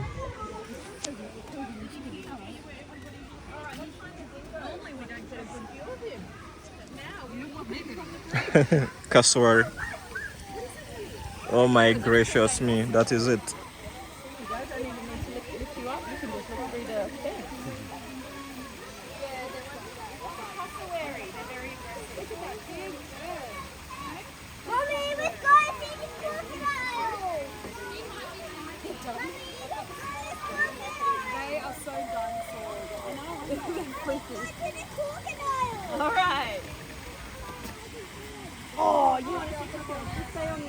honey. Let's find the cassowary here.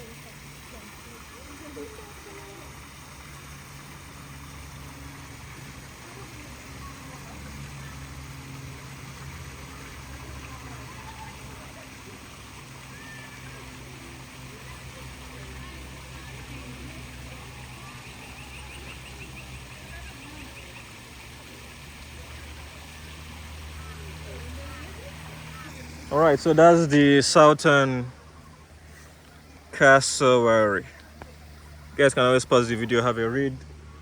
And the dingo friend that we were looking at, I don't know where it went. Okay, it's come up here. Oh, nice. Oh.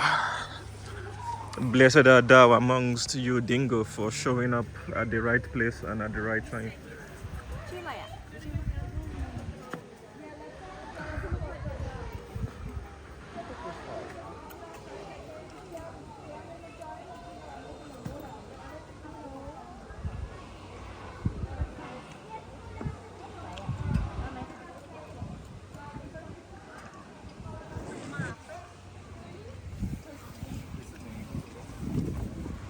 Der Renard, le petit chat.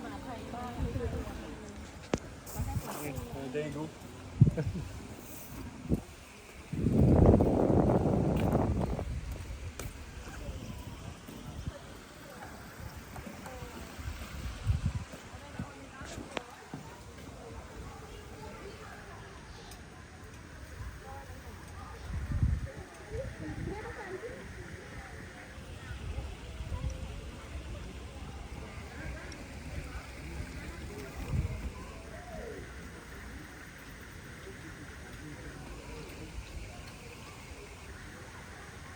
Okay, that is the dingo descending to ground to be with its friend.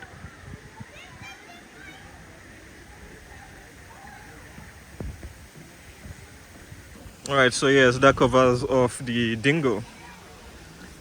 Whoa!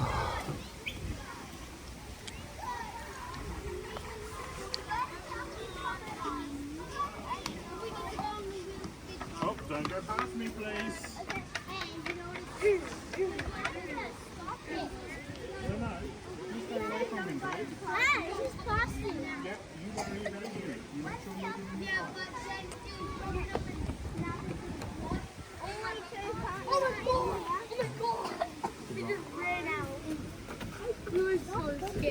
Okay, Possum, let's get back into our two line, please.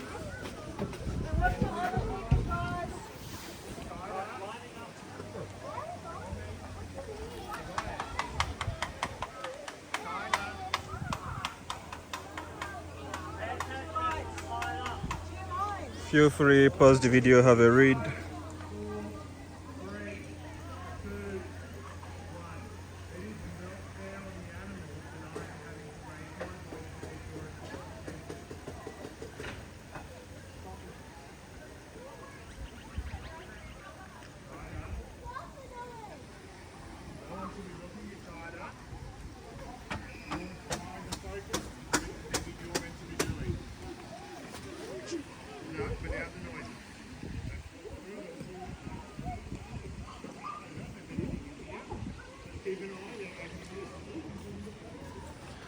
All right, let's keep moving.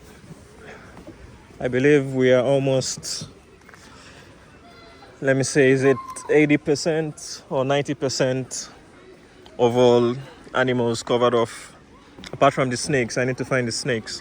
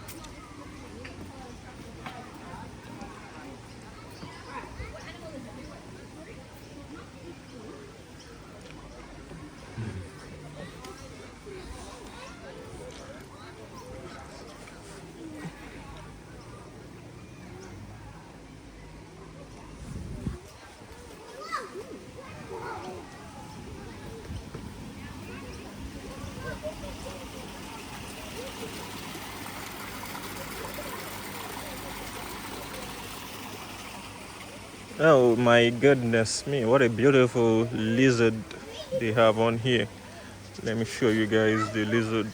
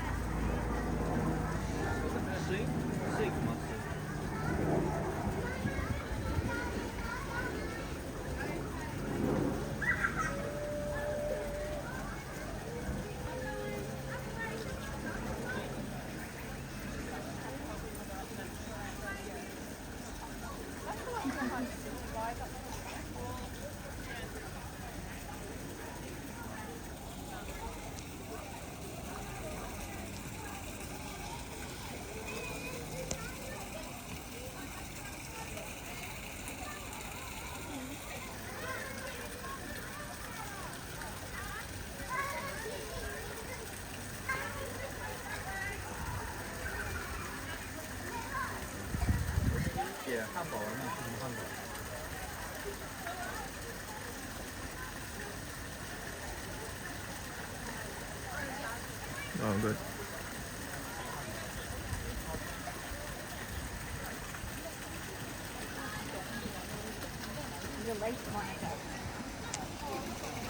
What's the name of this lizard?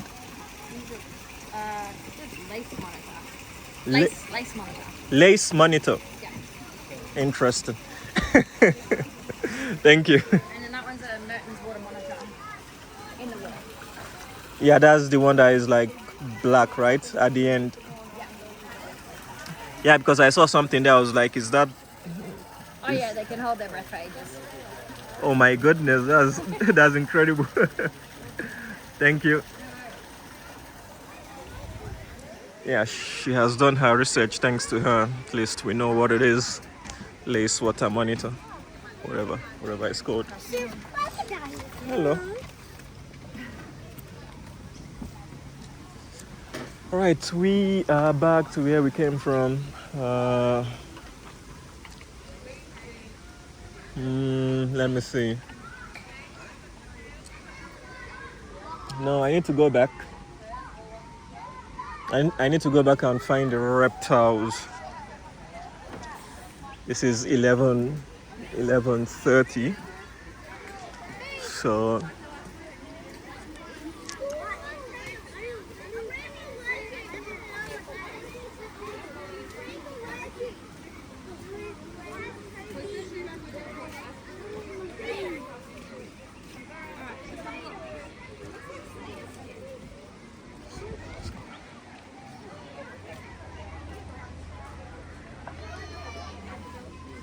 all right, yeah, let me go back and see what I need to get.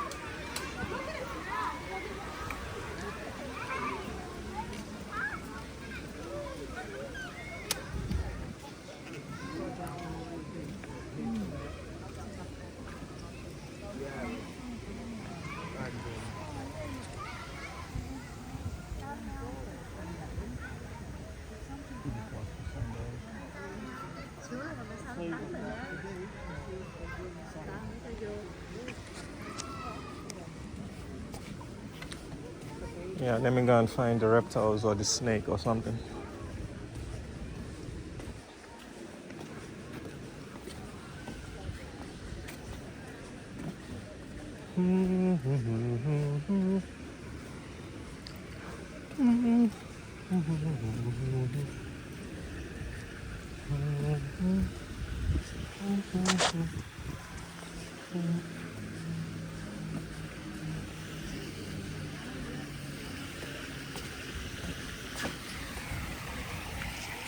That's another crocodile. And there.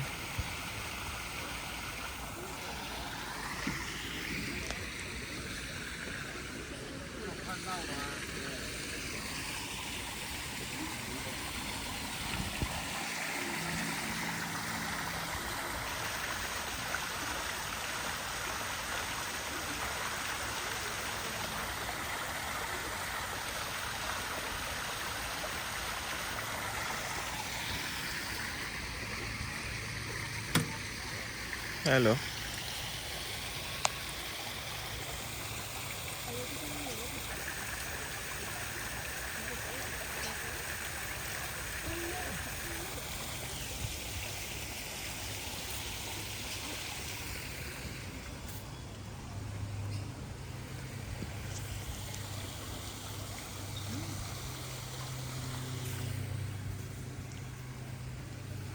Koalas are still asleep. So I've gone to the dingo side.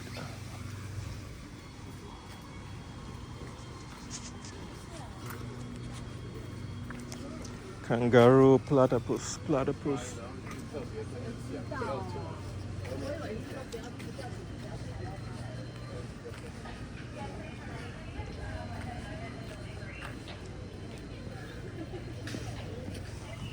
So yes, I think we've covered in all directions. Dingo covered, crocodile covered, barn, I don't know where you are, Lorikeet, we know, sheep, we know, reptile, we know, so is the amphibian reptiles.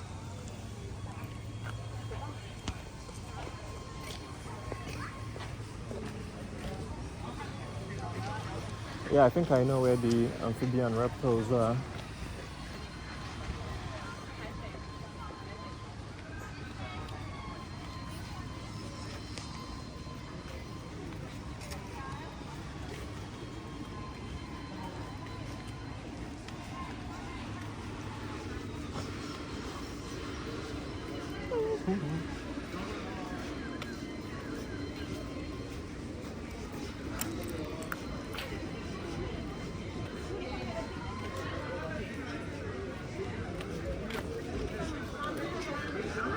Koala forest.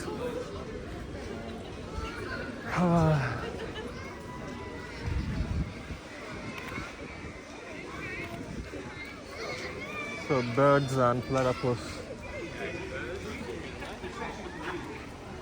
this way.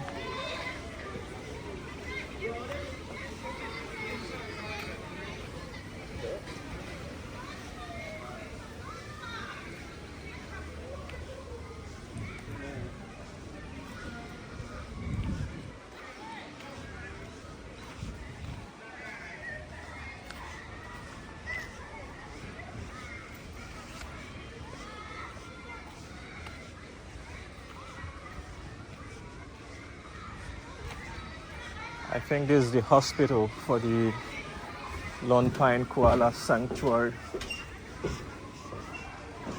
Sorry, the institute, rather, not the hospital, sorry.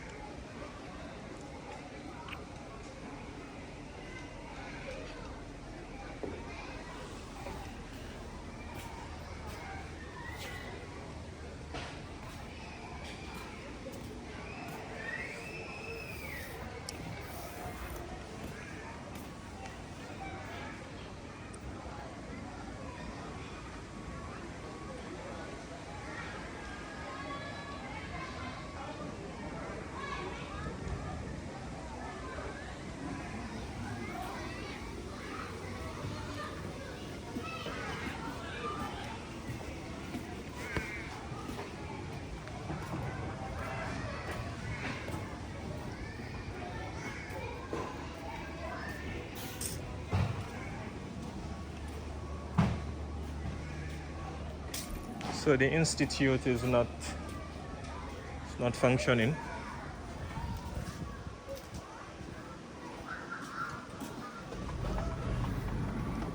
Voila, we are in the institute. Wow, I didn't know that.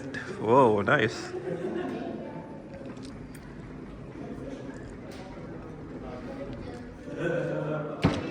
I believe what happens is because the door is, this is what the door looks like. It's tinted and dark, so nobody knows where it is.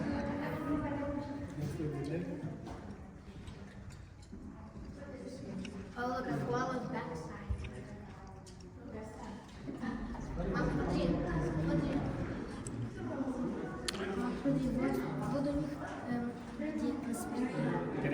Hey, how are you? Doing good.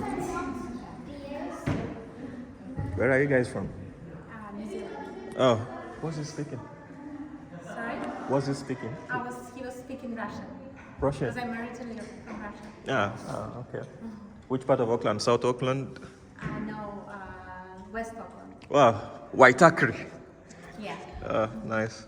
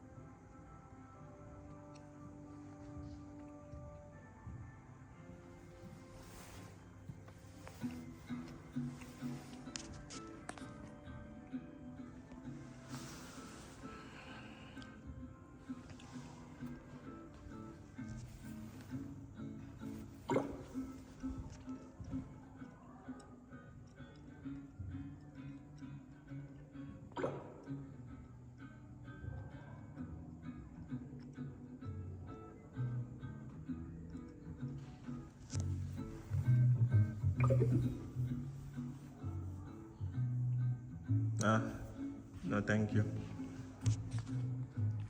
I resign.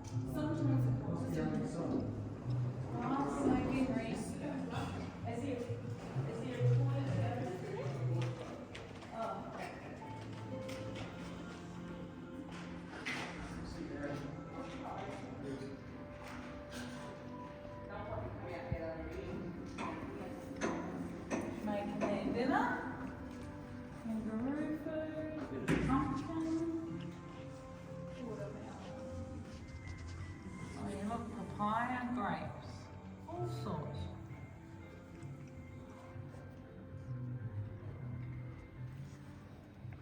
That's interesting. Didn't know that they cook food for. Oh my goodness. Really? Watermelon, imagine that. The animals here eat watermelon. Oh, they are well taken care of. Well sport. Oh my goodness me.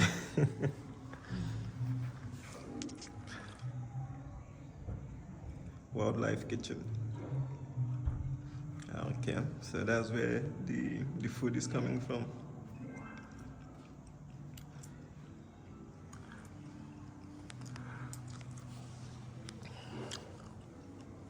So yeah, that's wildlife kitchen.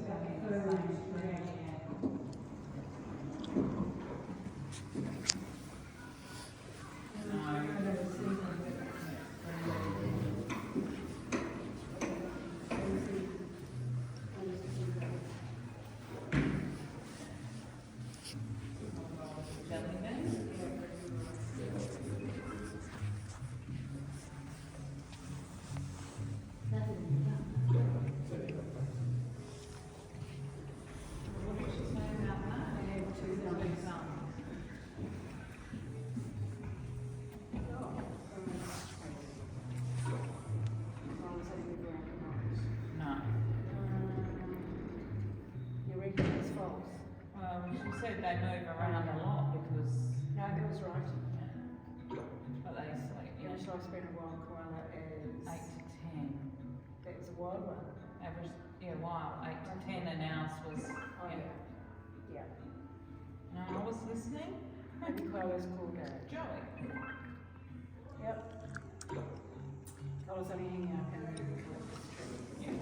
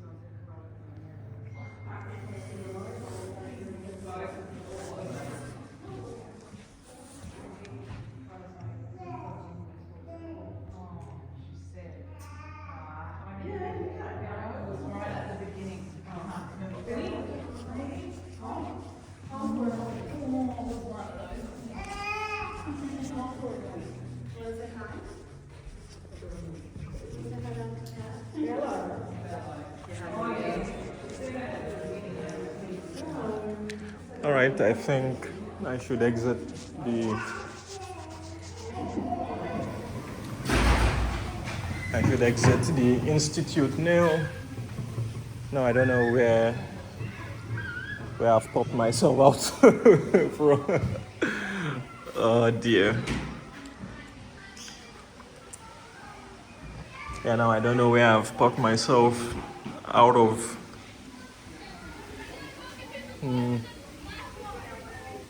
Oh, I think I know where I am. Anyways, that leads me into the platypus anyways. Hello. Hi. That's alright, we've got someone else there.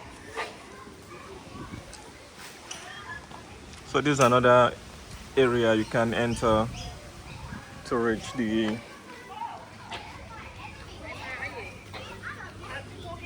Hello.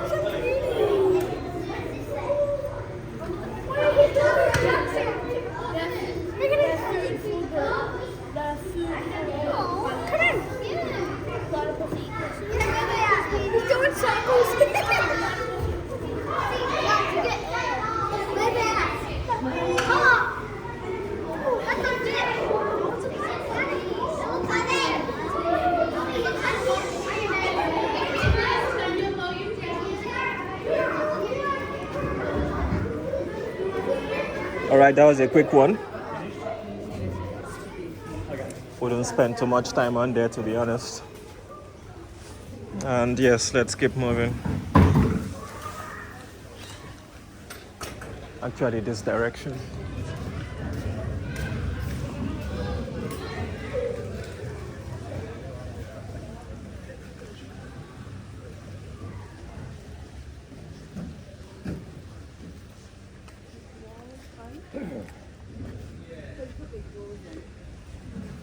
All right, so we've picked off most of them, so the birds.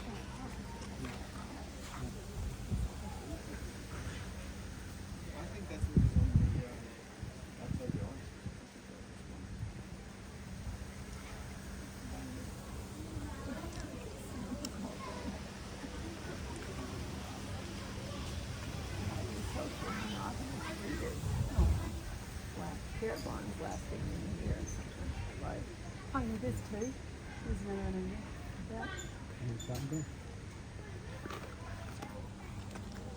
there. That might have been good.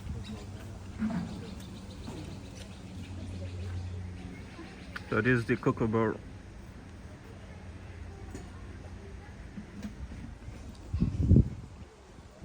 Can we spot any? I've seen one before.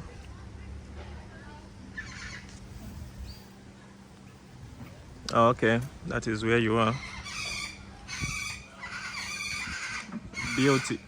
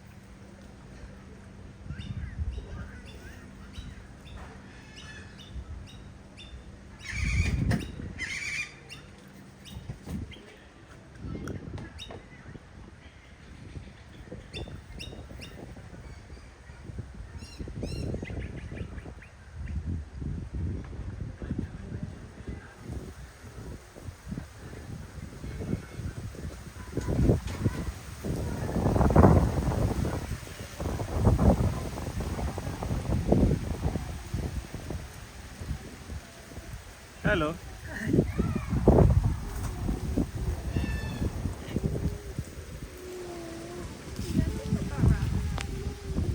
Do the cooks eat this mulch or? Yeah, we get the leaves from the trees and we Spread it on the shred floor? them up. Yeah. Ah, okay. So that's what Just they for eat. aesthetic. Ah, okay. No, they don't eat it. Yeah, I was quite surprised because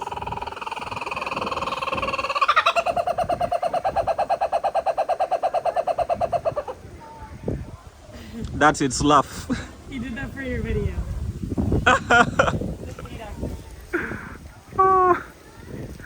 Yeah, because I thought that they eat like snakes and. Yeah, they eat insects and vegetables and stuff like that. Ah, okay. What of snakes? No, they don't eat snakes.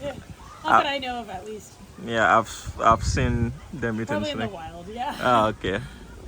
But not these guys. Not these guys. This is forest. These guys are too posh for for snake diet.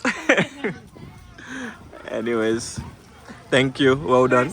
Have a good one. No worries. Oh, it's come to the first floor.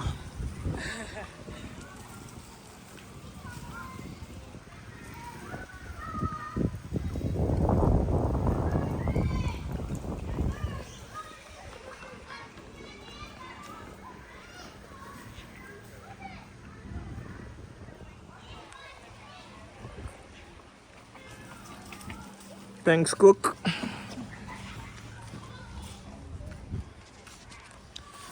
Alrighty, so that's the kookaburra done. And who do we have here? Major Mitchell Cockatoo.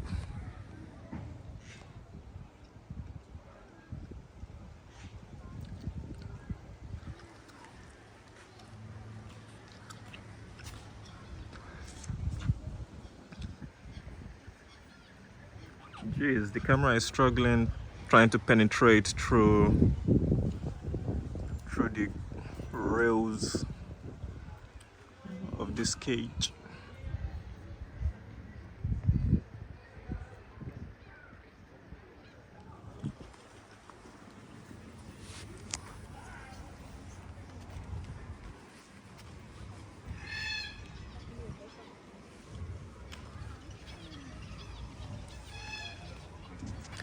Princess parrot.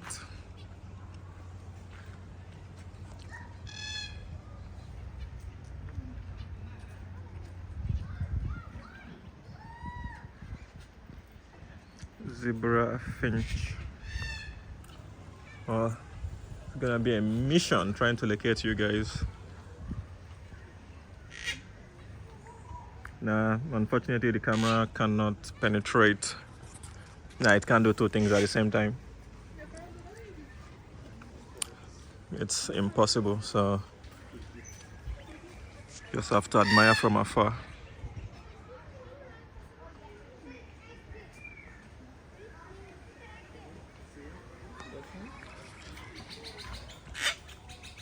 Yikes. Gang Cockatoo. What a name. Oh, sorry. Didn't know that you guys were here. Jeez, bro, I got carried away. At least I didn't say something stupid.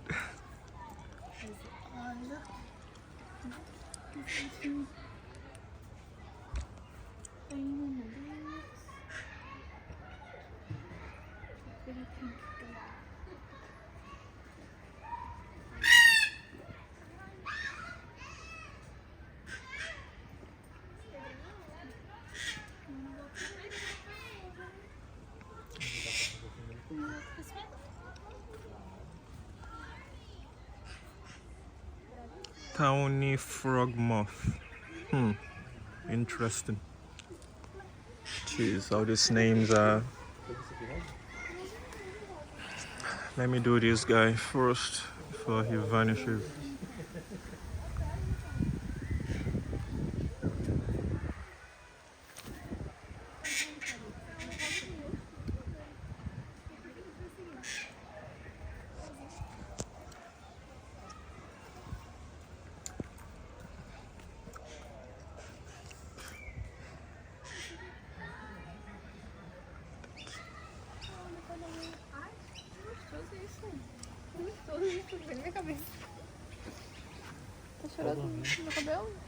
Oh, is that it? Yeah. Oh my gracious me, it looks Sleepy.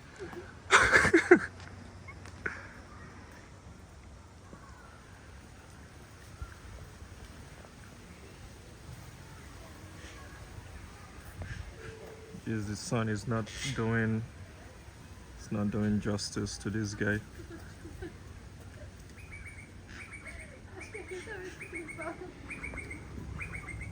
Justice not being done.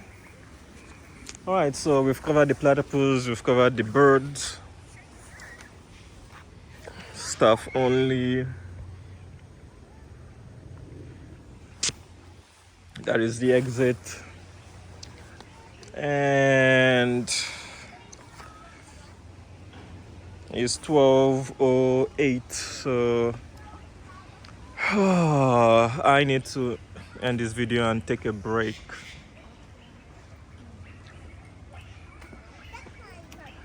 Probably need to end the video then take a break.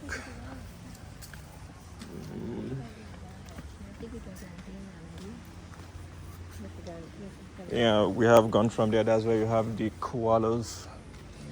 Anyways, all I can say is I hope you guys have enjoyed. Let me see if I can go somewhere else. The sheep barn. More koalas. We've been here. If you enjoyed, hit that like button. It does help the algo. It does help your friends to have a look at what is going on in terms of Lone Pine Koala.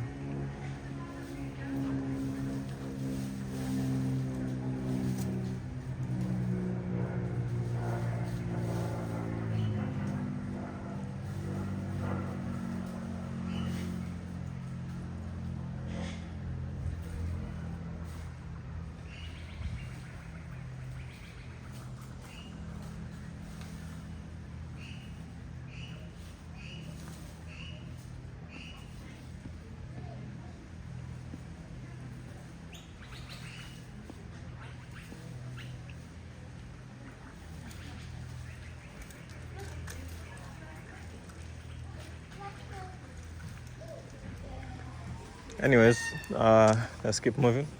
Hello.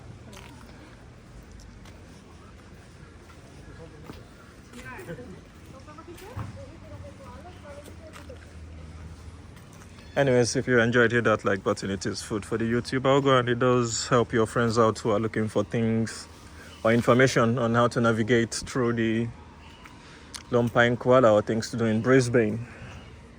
Yeah, the like button serves as an algo to push this out into the space so that your friends, your family members can see the hard work that we've done in terms of covering the grounds on what to do at the Lone Pine Koala when it comes to Brisbane. Yeah, so please, the like button is very much appreciated. And yes, if you are new on here, we do things like this on a day-to-day basis. So pledge your allegiance to us, hit that subscribe button so that we can be able to continue to rack up the numbers in order for it to reflect the hard work and the effort that we've put into all these videos.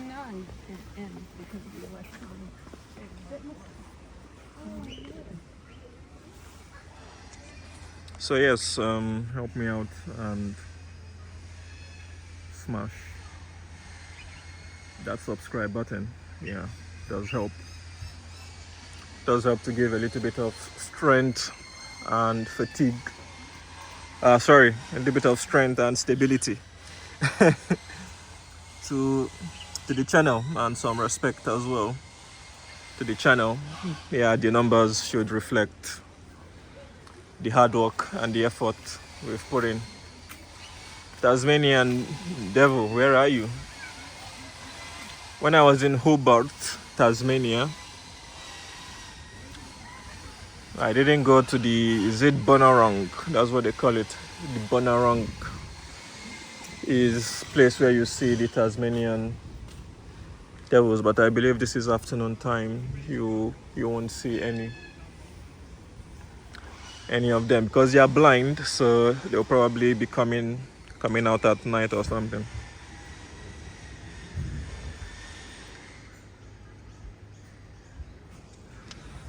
Alrighty, so I believe that covers not all of it. It's quite impossible for me to go through all of them, but most of them I have gone through. And koalas. Most of them I have gone through, and I believe the sheep ban area, I wouldn't be wasting my time trying to go back there. And where else? Yeah, the sheep ban area.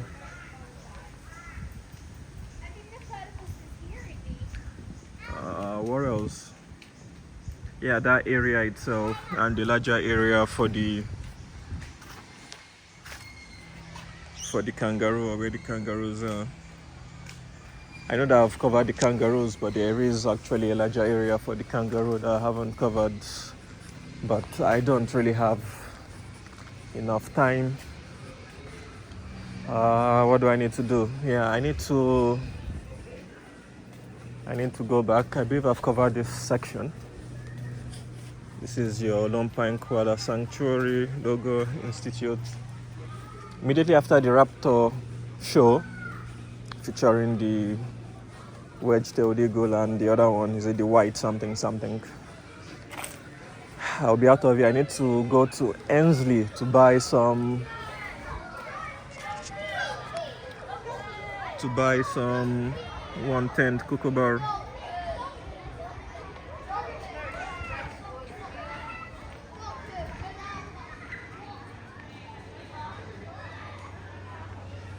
To buy some 1/10 kookaburra, and once I finish this video, I need to call them actually to ask them if there is parking in the CBD, so that I can be able to know how I go out and catch my flight back to New Zealand.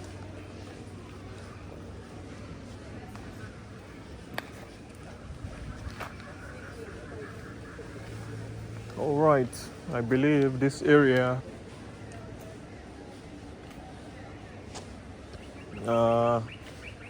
still the same, nothing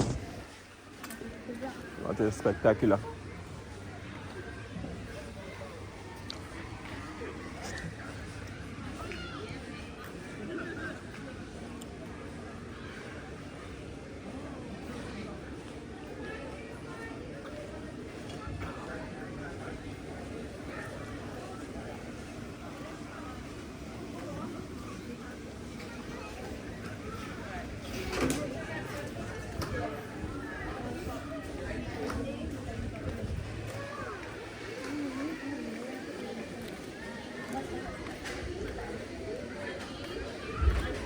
This is the larger food court area.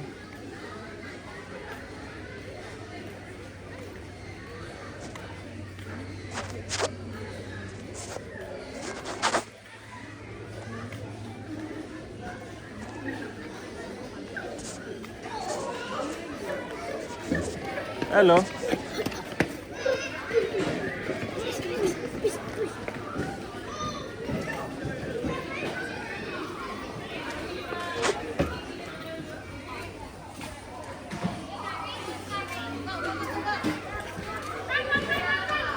School lunches.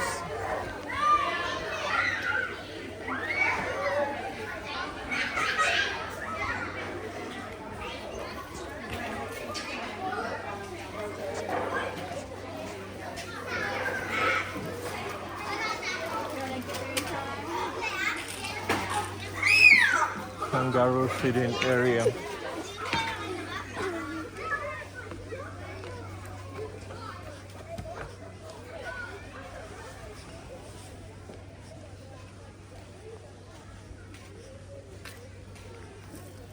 No entry. Entry only.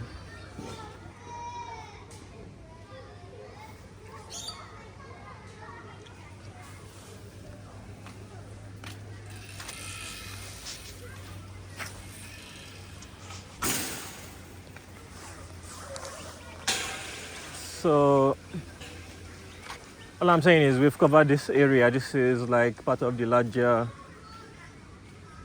areas of the kangaroo feeding. So yeah, they said no exit. You have to go all the way around.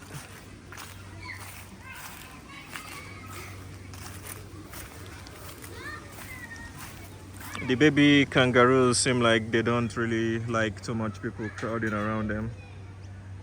This one is relaxing.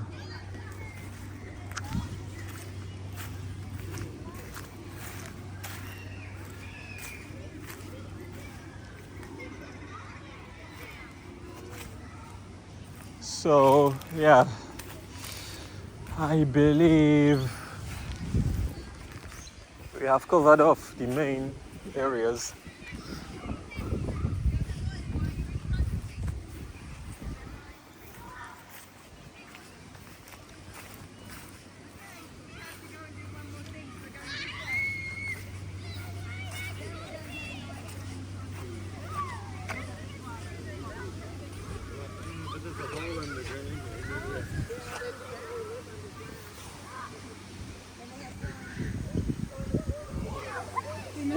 Like little barrows.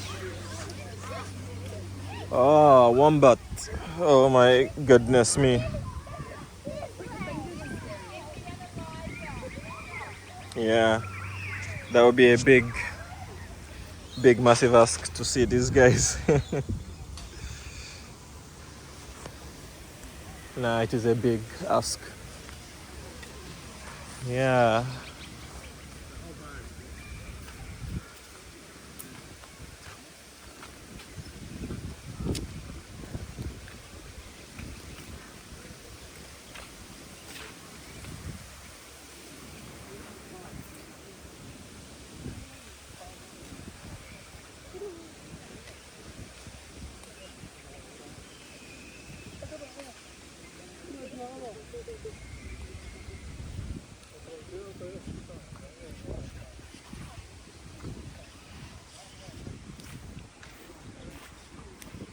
So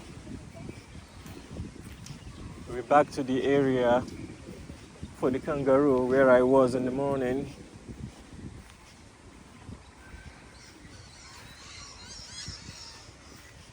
I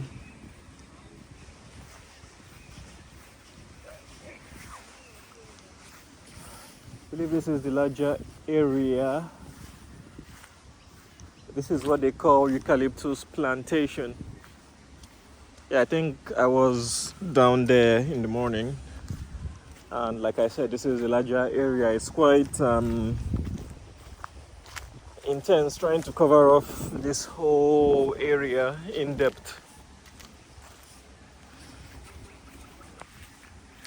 Takes time, takes energy. So this is what they call eucalyptus plantation. All these baby kangaroos. Funny behavior. Yeah, that's what you get from children. Anyways,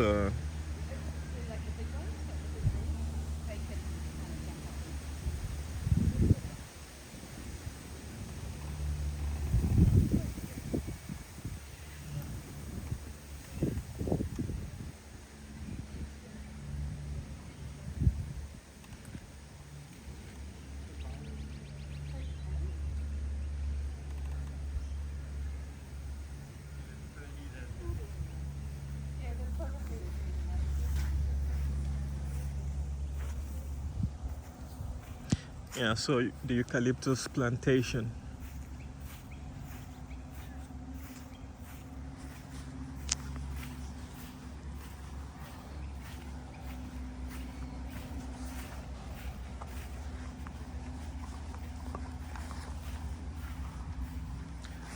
$12.22. So by 1 o'clock I should be going to the Wedged-Tailed Eagle Free Flight Raptor show.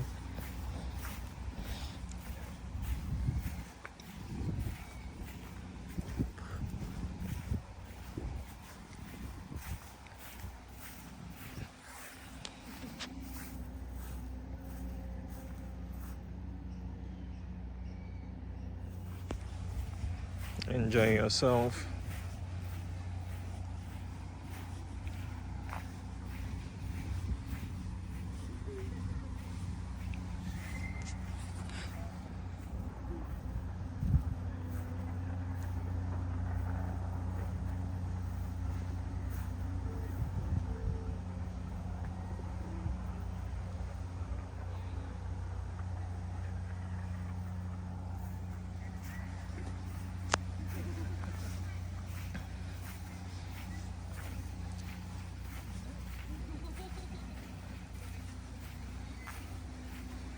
Eucalyptus plantation. So yeah, that's where they grow the eucalyptus for the koalas. Yeah, for the koalas, which is good.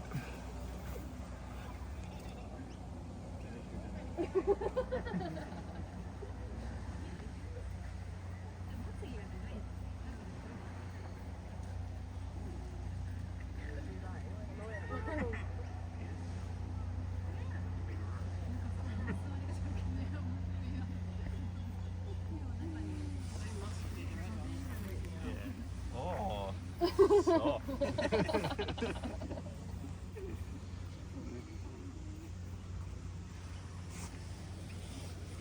Look at these ones over here.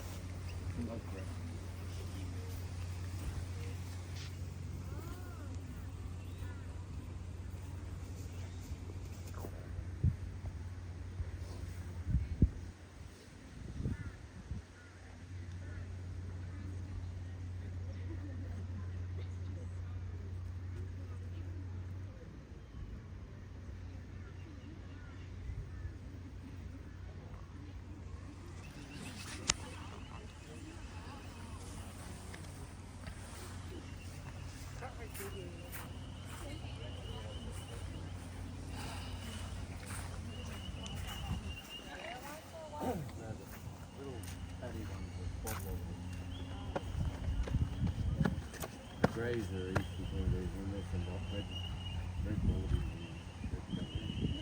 kangaroos. Yeah, on Sunday.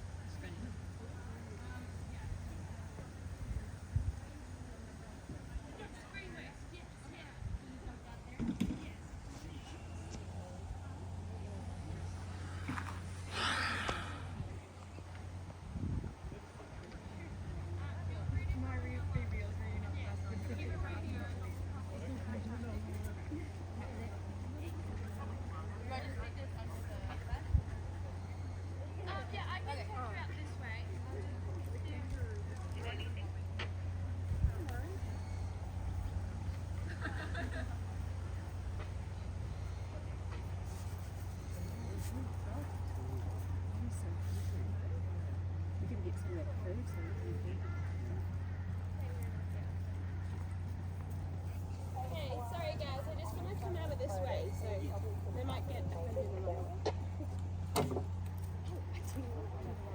That's okay. Thank you. Not scar. 엄마 젖 먹고 있네.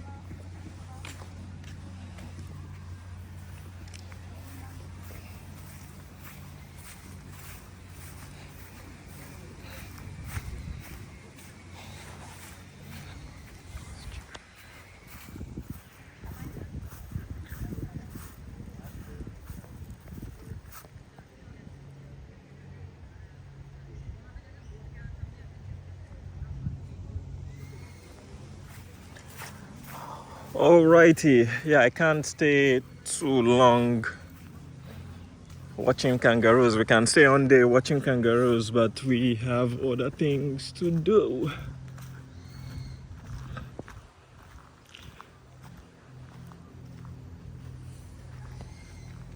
New habitat under construction.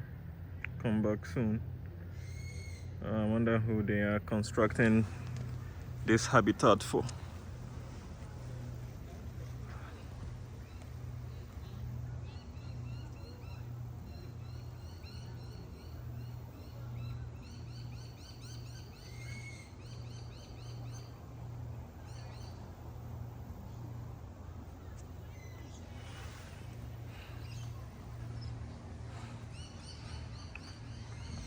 Alrighty.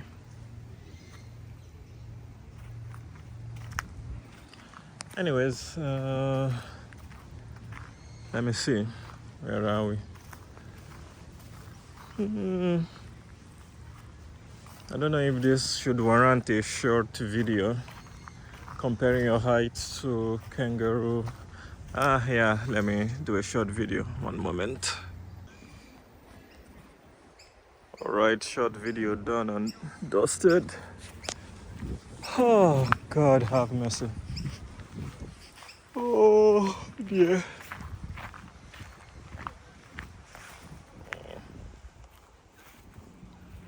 Yeah, that was a cool bird in flight. Where are you? I mean, I can't see you. The sun is too much, but Yeah, I believe that should be you. And it will be up again. I don't know whether that's a crow or I don't know, white something.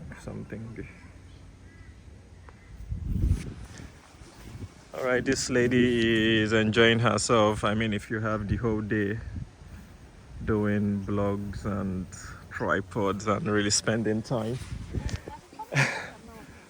doing all of those, then yeah, that's great news for you. But I believe I've covered all the distances of this whole entire Lone Pine Koala. I haven't covered all of them. Okay, I believe I have covered most of them because there's a place where the boat lands. I haven't covered where the boat lands. The sheep barn, briefly. I was there briefly. And where else? What else?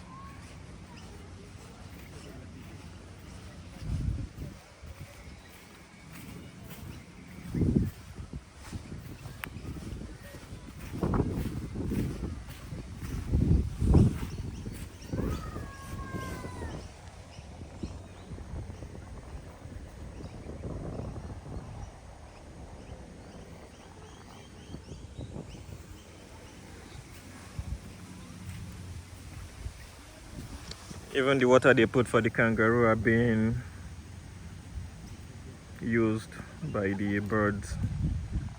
Is it being drank or being drunk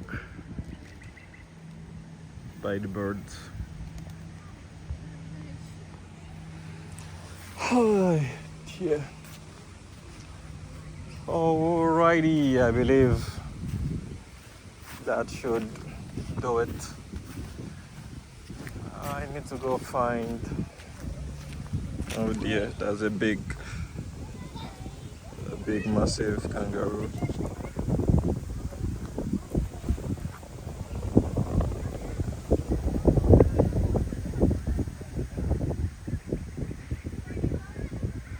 They've seen the kids and all of them are on the run.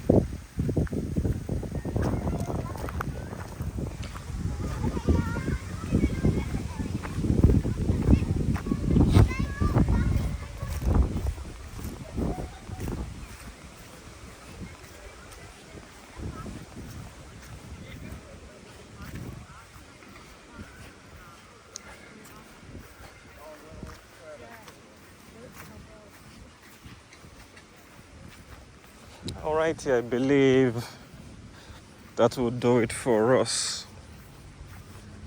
We have done quite well, covered most of the distances,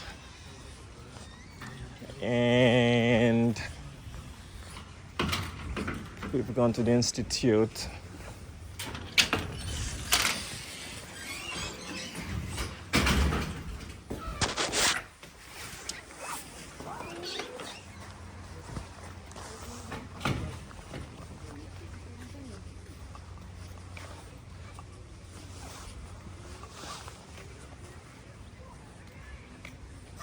So we are at 12:40, so 20 minutes to go before the show. Let me find the bathroom here because I'm really, if not tensed, exhausted. I need to sincerely ease myself. Probably get some cold drinks, water. But anyways, before I leave, let me show you guys that there is a cafe on here, right outside, for drinks and refreshments available, even ice cream as well, when you guys come. Anyways, if you guys have enjoyed, I think they're going for the Raptor show.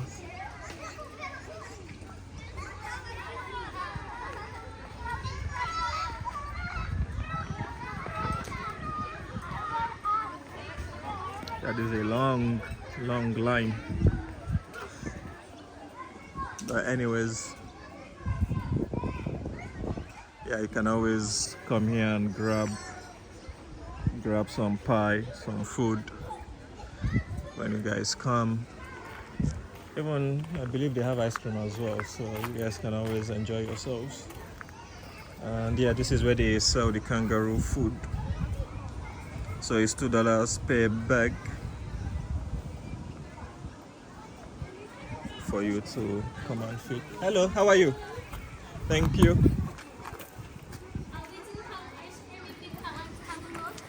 Ice cream? Yeah, they're just coming in little tubs, but if you want like a mixer, they'll be at the entrance. Okay, thank you very much. Alrighty, so geez, lots of school children. So the bathroom is on the other direction, or in the other direction. And yeah, that is the end of it. That is the end of the show. So I should be going towards that direction for the barn. I need to use the bathroom as well because I'm totally flat out. Probably 3-4 hours of constant videoing. Anyways, let's end it there, and all I can say is please help me out, hit the like button. It is food for the YouTube algo. I cannot stress it more. And yes, if you haven't pledged your allegiance to us, we do wonderful, spectacular, in-depth showcasing on a daily basis, so please help us out, pledge your allegiance to us, and you know what to do. Smash the subscribe button so that the numbers can respectfully reflect the amount of effort that we've put in. Yeah, as you can see, numbers chasing the effort. Oh dear, ridiculous. But yes, please, in whichever device you guys are on, go log in and smash that subscribe button, and you can log back out.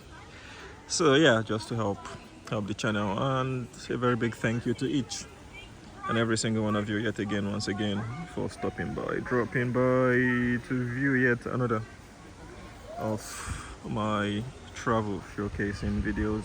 And with that, I'll definitely see you guys in the next one as I go for my Raptor show of the Wedge-Tailed eagle. So yeah, thank you guys very much and have a wonderful day. I hope you guys have enjoyed. Thank you very much. All right, ladies and gentlemen, we are 2 to 3 minutes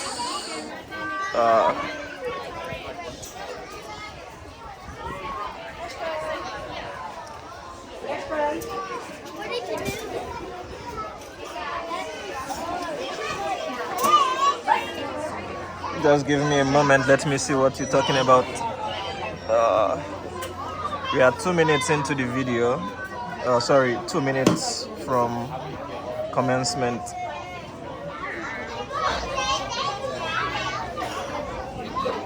Okay, something has hit my face. That's what the kid. Oh dear.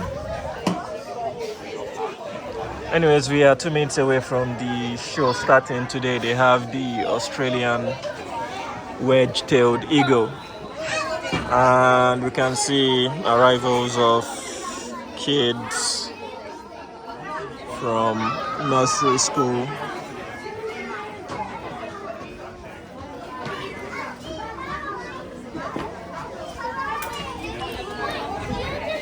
All right.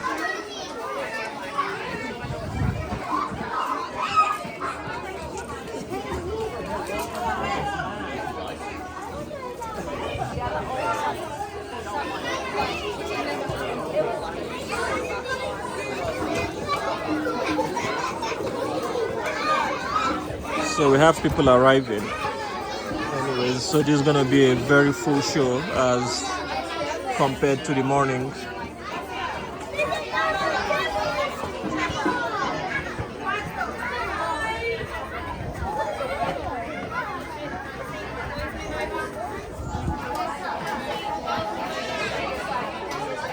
So yeah, I've seen the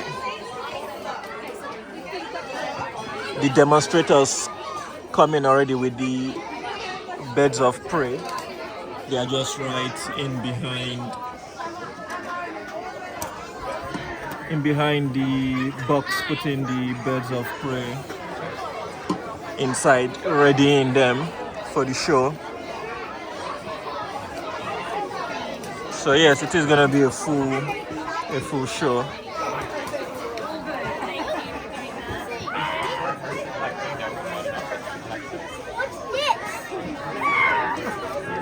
It's not easy being a teacher, instructing these kids.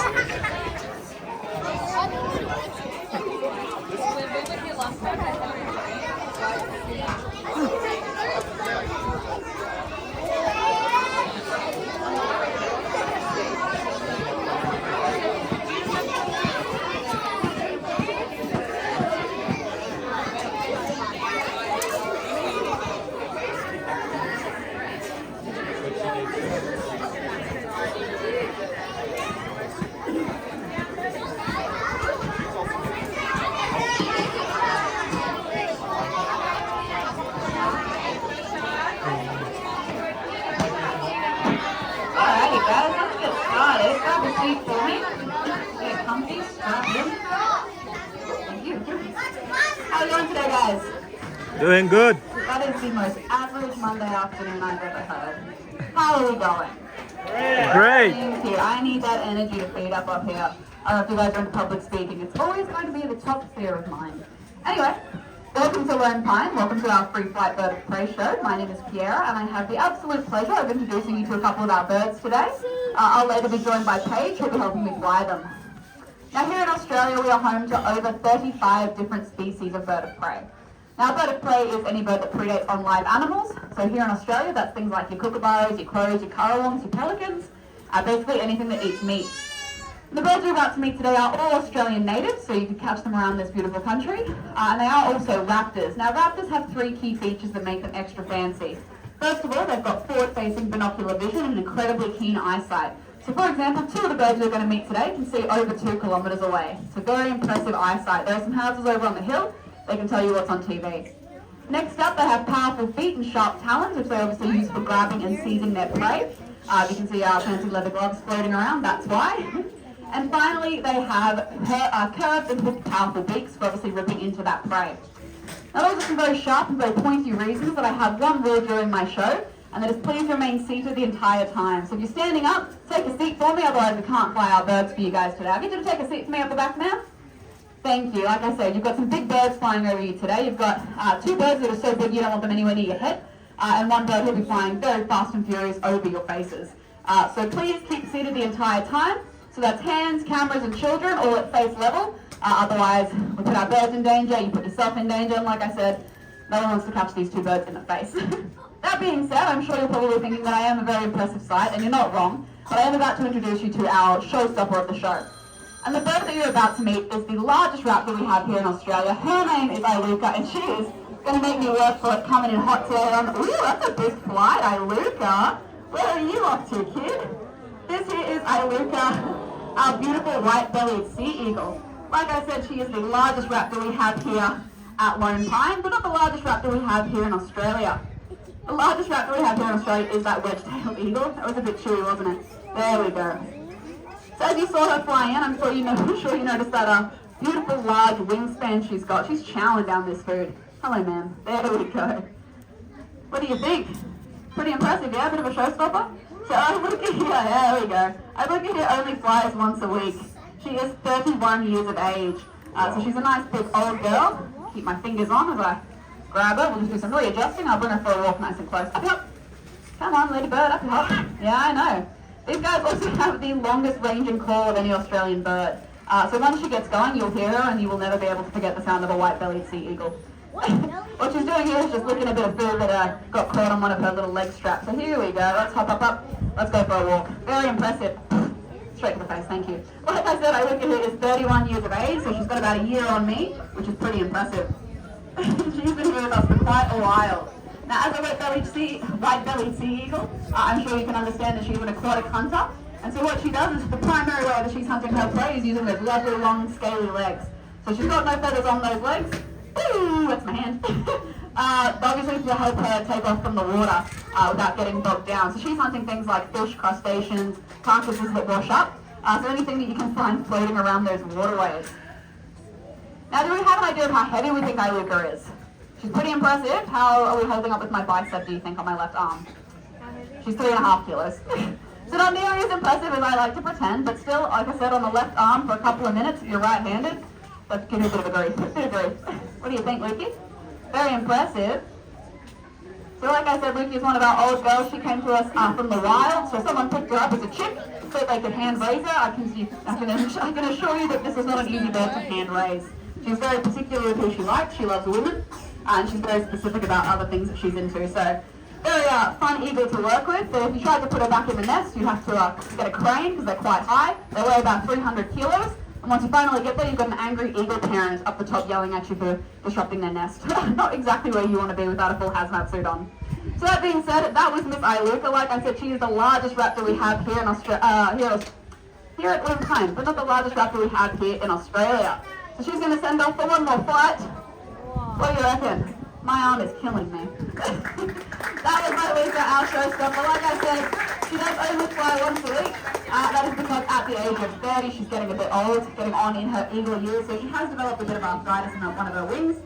But it's super cool for us because we obviously still get to get her out. She gets to meet people, she gets to see everyone, she gets to fly.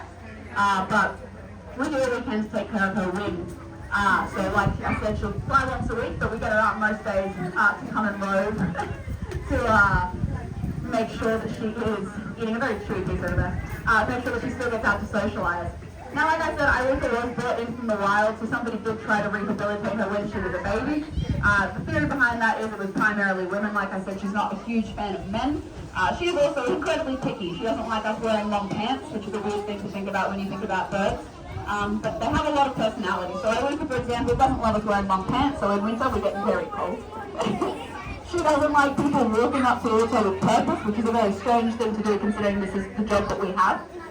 So it's always going to sweet talk Iluka first thing in the morning, make sure you get some lovely rhymes to her before she starts carrying on. But like I said, they do have the loudest carrying sound of any Australian raptor here, and I'm not sure she did it for us just then, but once she gets going, which is generally when she sees a man in uniform walking away from her, she has a lot to say. So that's obviously when you finish an argument, you've got someone walking away when you come with your best insults, but she's very loud, she honks like a goose. When you look at a sea eagle, you don't think, oh, that's a goose. So if you're out there traveling around Australia and you hear a very large, loud goose from somewhere, consider that it might actually be one of these guys. And if you look up into the sky around our waterways, they tend to look like a cartoon bird. So you know that V shape that when you're drawing a bird as a child, kind of looks, that's what they look like, floating in the air. We've actually got a breeding pair that hang out on the Brisbane River around here. Earlier this morning we saw their baby flying around. So very cool, very impressive, very large, if you're not used to it. So that was Iluka. Iluka is our diurnal hunter, which means she's active during the day. We are about to meet our next bird of prey, our next raptor even, who is a crepuscular hunter. And again, I will have to make sure you're all sitting down because here he comes. This is Snappy. Snappy is one of our beautiful barking owls. And like I said, he will be flying over your heads, using you guys as trees. So please make sure you are sitting down because he will not wait for anybody. This is Snappy, and Snappy is one of our beautiful barking owls. These guys are named so because they have a double-barreled whoop call. They sound a bit like a dog, which you might hear from him if he flies on past. Generally when he tends to land, he'll have a little bark. But they are also known as the winking owl or the wailing woman owl. And that is because there have been numerous accounts of police being called to help a woman in distress, only to find one of these guys hanging out up in a tree. So very cheeky, very clever. Now Snappy here is part of the hawk owl family. So he's a little more hawkish, and he's mostly using those big eyes of his for hunting his prey. So have a look at these guys. He's currently using you guys like his own little trees. He's an arboreal hunter, which means he's mostly hunting in those trees. So he'll be looking for things like, obviously, rodents. He's also looking for things like little lizards. He is also a bird-eating bird. So out in the wild, he would be eating little birds like Lorikeet and herons. That's very little. But they have also been known to take prey up to the size of a sulphur-crested cockatoo. For example, a sulphur-crested cockatoo is about the same size as Snappy himself. Very impressive, very formidable hunters these guys are. You can see Snappy's got some big, beautiful yellow eyes. Like I said, he's mostly a seeing owl, so he's going to use those big yellow eyes to hunt his prey. Now they are so big and fat that he's actually unable to rotate them in his skull. And if he wants to look around, he needs to rotate his entire neck. So for example, we have about 7 vertebrae in our neck. These guys have about 14. So that gives them a nice 270-degree rotation of that neck to find their prey. As I said, they are very formidable hunters. The general rule of thumb with raptors, if you look at their feet, it gives you a pretty good indication as to the size of their prey. So where Iluka has massive feet, she's looking for big prey. There have been reports of white-bellied sea eagles carrying baby seal pups around. So that's a big, sizable food. And Snappy, who himself has some big feet for an owl. But what he's about to show you is a pretty gnarly, but very cool natural behavior. So if you don't have a strong stomach, I wouldn't recommend it. But what Snappy is going to do is show you how quickly he can eat a full mouse once he figures out where it is. There it is. So brace your bellies for this, and he's going to figure out how to do it. So what he's going to do, make sure there's no birds of prey around. He's going to use his feet to rotate that mouse around to make sure he's got it in the best position. So he's going to find that skull, crush that skull, shoot it down, all in one go. We call that mouse spaghetti. Absolutely disgusting. But like I said, a very cool natural behavior that these guys do out in the wild. And the reason they do that is because they want to get that prey down as quickly as they possibly can. So they don't lose it, they don't get snatched themselves. It's just a really great way for them to conserve energy. So like I said, he'll rotate it, find the skull, and shoot that skull straight down the throat. Very gnarly. But equally as cool, when we head into his enclosure tomorrow, he will have left us a gift. It is not a new car or a deed to a Scottish mansion, I have asked. It is sadly just a little furball. And that is a furball known as a casting or a pellet, which is basically all of the undigestible materials of that mouse. So things like its fur, its teeth, its bones, all the things that don't sit quite well in the tummy. And that's really cool for us as raptor keepers because we can see what he was eating that day. But it also means we're able to see what wild raptors were eating without having to disrupt their nesting sites. So for example, we had a wild barking owl who was living around our compound for a little while, and from his pellets we could see he was eating things like currawongs, lorikeets, and big possums. So very impressive, very cool for us to see. And the best thing we can do to help our barking owl population is to curb deforestation. So these guys love a natural wood hollow, which takes about 100 years or so to form, and is obviously very popular real estate. The best thing we can do to help them is obviously curb our deforestation efforts. Now we are about to meet the largest bird and predator. The largest predator we have here in Australia. There we go. It's my Monday. So if you keep your eyes to the sky, what Paige is going to do is show you how you handle a wedge-tailed eagle. Looking great. So this here incoming is Omega. Omega, like I said, is one of our beautiful, that's a crow. Wedge-tailed. Oh! Whoa! How impressive, Paige. What a woman. Oh no. That's alright. Miggy has done an absolutely incredible job flying in here. What you're seeing him at the moment is what we call food mode. So unfortunately for him, he's dropped the food, so he's not quite sure what's going on. And Paige is going to try and find a safe way to hand that to him. Now Miggy here can be a bit of a guts when he eats his food, as you can see there. And as you can imagine, you don't want to get your hands anywhere near that in a bad mood. And I'm just going to sneak up behind and pick up that piece that he's dropped, so he doesn't give Paige a hard time a little bit later. So like I said, largest raptor in Australia, as you heard, he all flew in and put a human roller coaster on his way, which was very impressive. So as you saw, he's got that beautiful diamond-shaped tail, which is where these guys get their names from. Now Omega here, whilst he may look like a big old machine, he's about 2.5 kilos himself. And you can see he's currently waiting for Paige to give him that snack. He's dribbling, he's got the hair up, he's got the wings out. That's a behaviour known as mantling. So what he's doing is basically protecting his food, even though he hasn't quite got it yet, and Paige is still offering it to him. He's got his wings out, he's got his hackles up, and he's basically saying, don't you dare try and steal my food. He will fight anyone, regardless of if you are his size, double his size, or even a calf. So Omega here loves his food, and it's very cool for you guys to get to see an eagle in food mode. This morning, when Miggy isn't in food mode, Paige is able to give him cuddles. She's able to pat him on the head. It's all very lovely. The second you bring out food for him, that is a whole different bird. But you will get to see now he's slowly calming down. His hackles are on their way back down. His wings are tucking in, so he's done eating. Oh, he's thought he's found something else there. So what he's doing there is a behaviour called baiting, and so that's just a totally normal thing. He thinks he's got some food on the floor, which it looks like he does. And this is one of those birds I told you has an incredible eyesight. So he's the one who can show you what's on TV, or tell you what's on TV from over 2 kilometres away. So he can see the smallest bit of meat that he's got floating around on the ground. And he is a gut, so he will try and eat everything he possibly can. So, more about Omega. Have a look at those giant feet. You can see that he is obviously hunting very large prey. These guys are incredible at hunting those feral pest populations we have here in Australia. So feral cats, feral foxes, they love a feral rabbit.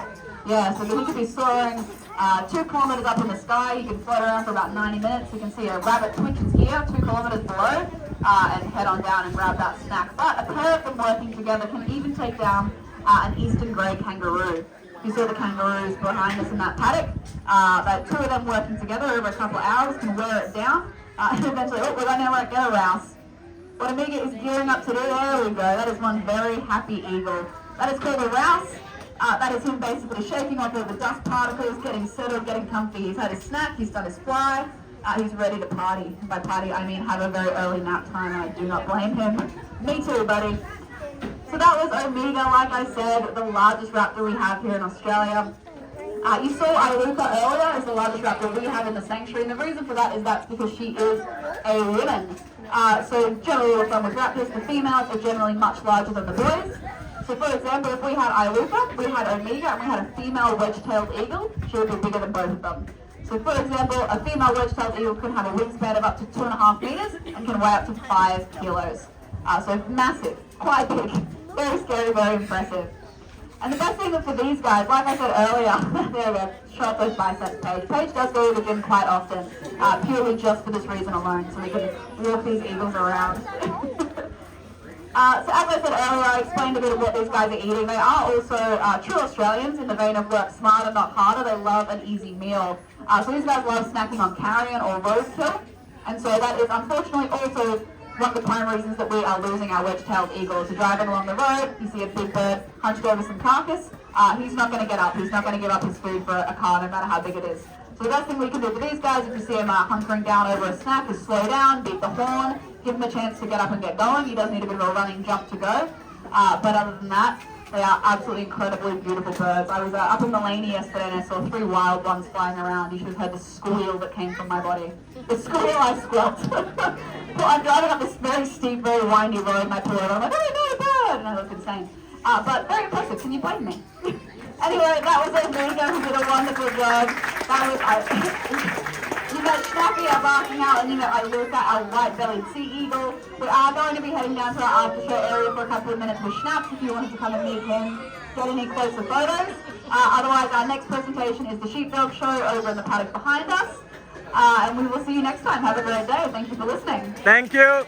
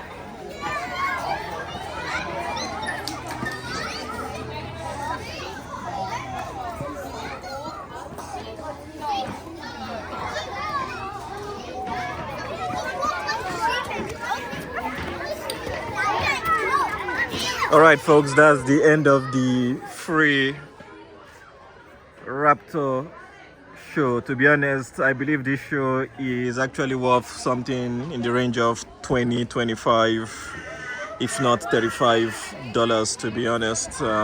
What an amazing show, but they do it for free. The Lone Pine Koala. So from myself especially, I am saying a very big thank you to them for this particular show that they've given us for free, in as much as I do free shows and free advertising for mints and numismatic dealers from all over the world. I believe what the Lone Pine Koala is doing here, giving us this show for free, is absolutely impressive, and I really appreciate it from them if nobody has actually taken time to tell them thank you.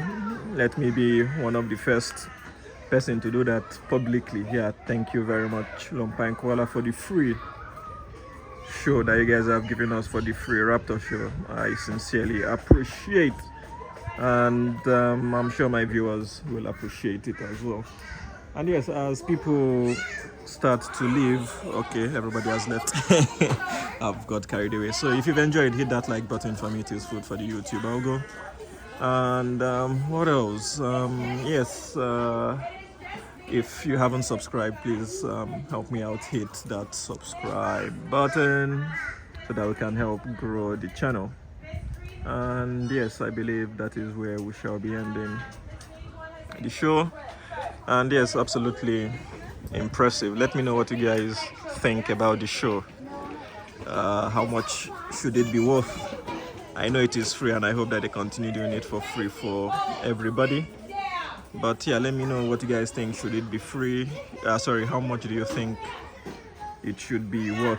To me, $25, $30 for this show, but 20 at the minimum should be the bare minimum, to be honest, if they are to charge. But highly generous of them, and yeah, I'm highly impressed.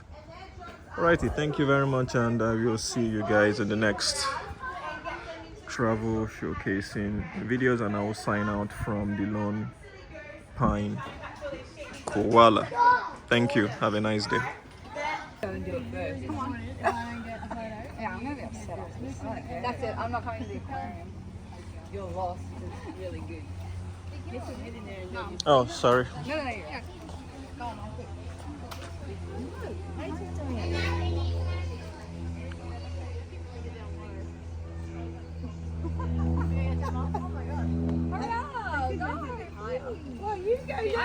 will. You will not. You're just fibbing.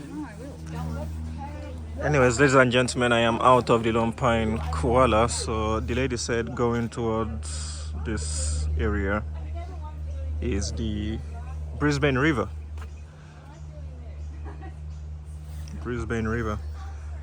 Is the frog on here? No, it's just donation. Interesting. Alright, so the Brisbane River is somewhere here. I want to get out of here so that I don't keep making videos. I don't want to say unnecessary videos because they are quite important. Anyway, so the Brisbane River is down here. I don't know how many minutes. Well, if I take this cruise to Brisbane city, can probably 17-minute trip to Merima, 1:30 p.m. one way to Brisbane. No, I better drive and pay for parking rather than me paying $50 to go and come back. So yeah, that is the Brisbane River itself, and this is where you go down. I believe once I head down, I am able to... What do I do? To do a short video. Geez, I have spent quite a reasonable amount of time. I believe I have been here before. I think I did take a cruise once on here because this is familiar to me.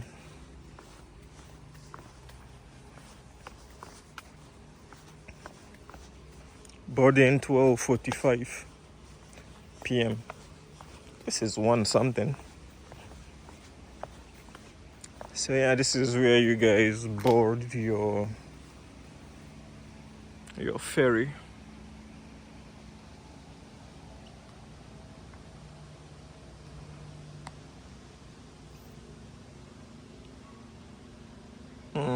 Nothing too exciting, to be honest, on here. So yeah, you can actually catch the ferry from CBD to the Lone Pine Koala. That is another mode of transportation. And there is somebody racing towards us at how many kilometers an hour. Wow, this is serious.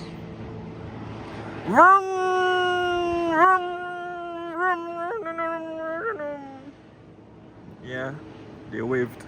Jeez, look at the vortex generated. Wow, cruising. Wow, incredible. Bloody incredible.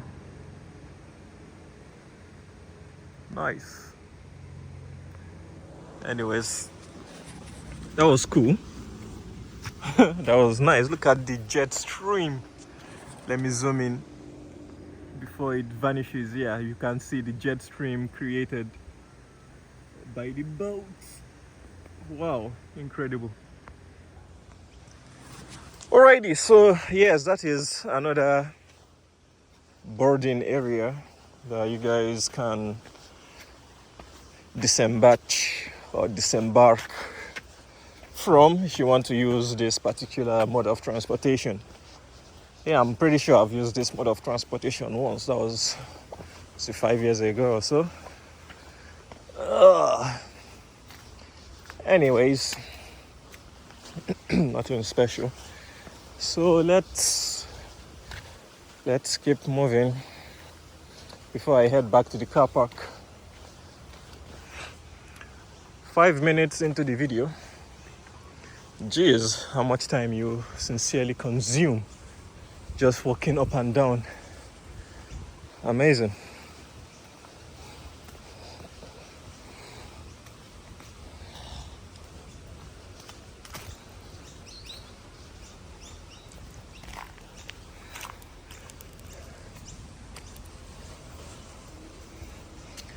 I believe this is a cafe or something where people rest. Hello.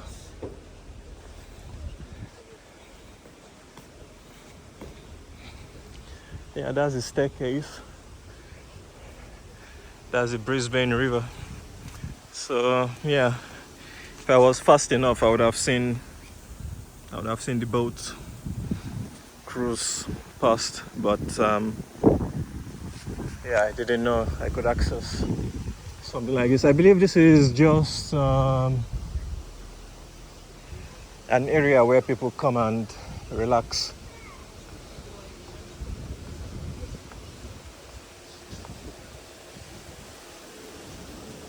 Riverside Cafe.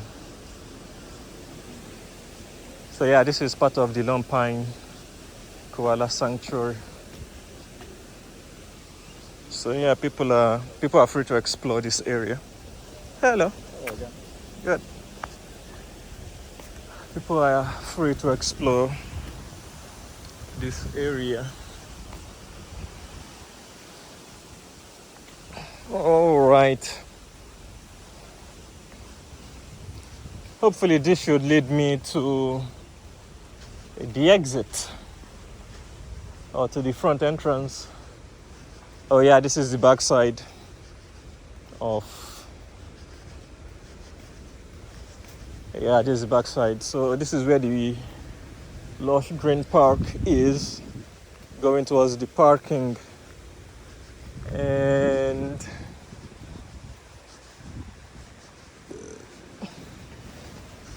let me see.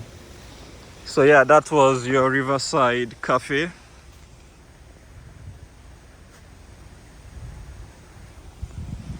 And admission. Hello. How are we going? Good, thank you. So yeah, that was Riverside Cafe. And nice taxi. And yeah, you can eat and drink on here. So as for me, I need to get going anyways.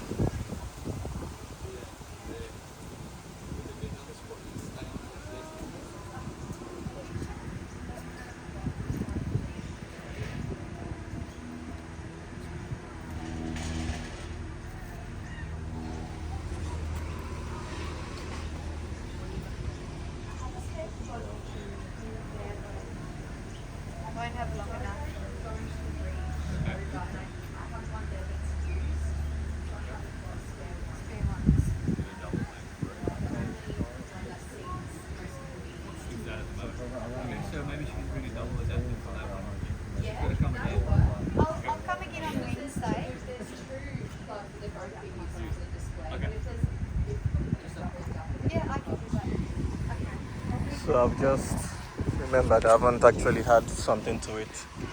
So yeah, this is the outside for the bus parking, as you guys can see on top. Tickets entry, that was where I got my ticket from, that machine. And yes, that is the end. That is the end of the show, folks, and more bus tours arriving. Let me head to my parking, but all I can say is thank you guys. I hope that you guys have enjoyed the show. And yes, I came through here, you guys would have seen it, so you guys would have seen the statue. If I had exited without going to the Brisbane River, then you guys would have seen it from behind. So this bus coach is actually for the children who came on a visit. And yes, hit the like button if you've enjoyed, and yes, pledge your allegiance to us. We do a nice job in showing you guys what is going on. So yeah, pledge your allegiance to us as I sign up from the Lone Pine Koala parking area. And yes, beautiful kids jumping on top of their bus. And yes, all I can say is a very big thank you to each and every single one of you yet again, once again, for stopping by, dropping by to view yet another of my travel showcasing videos. And with that, I'll definitely see each and every single one of you in the next one. Thank you very much.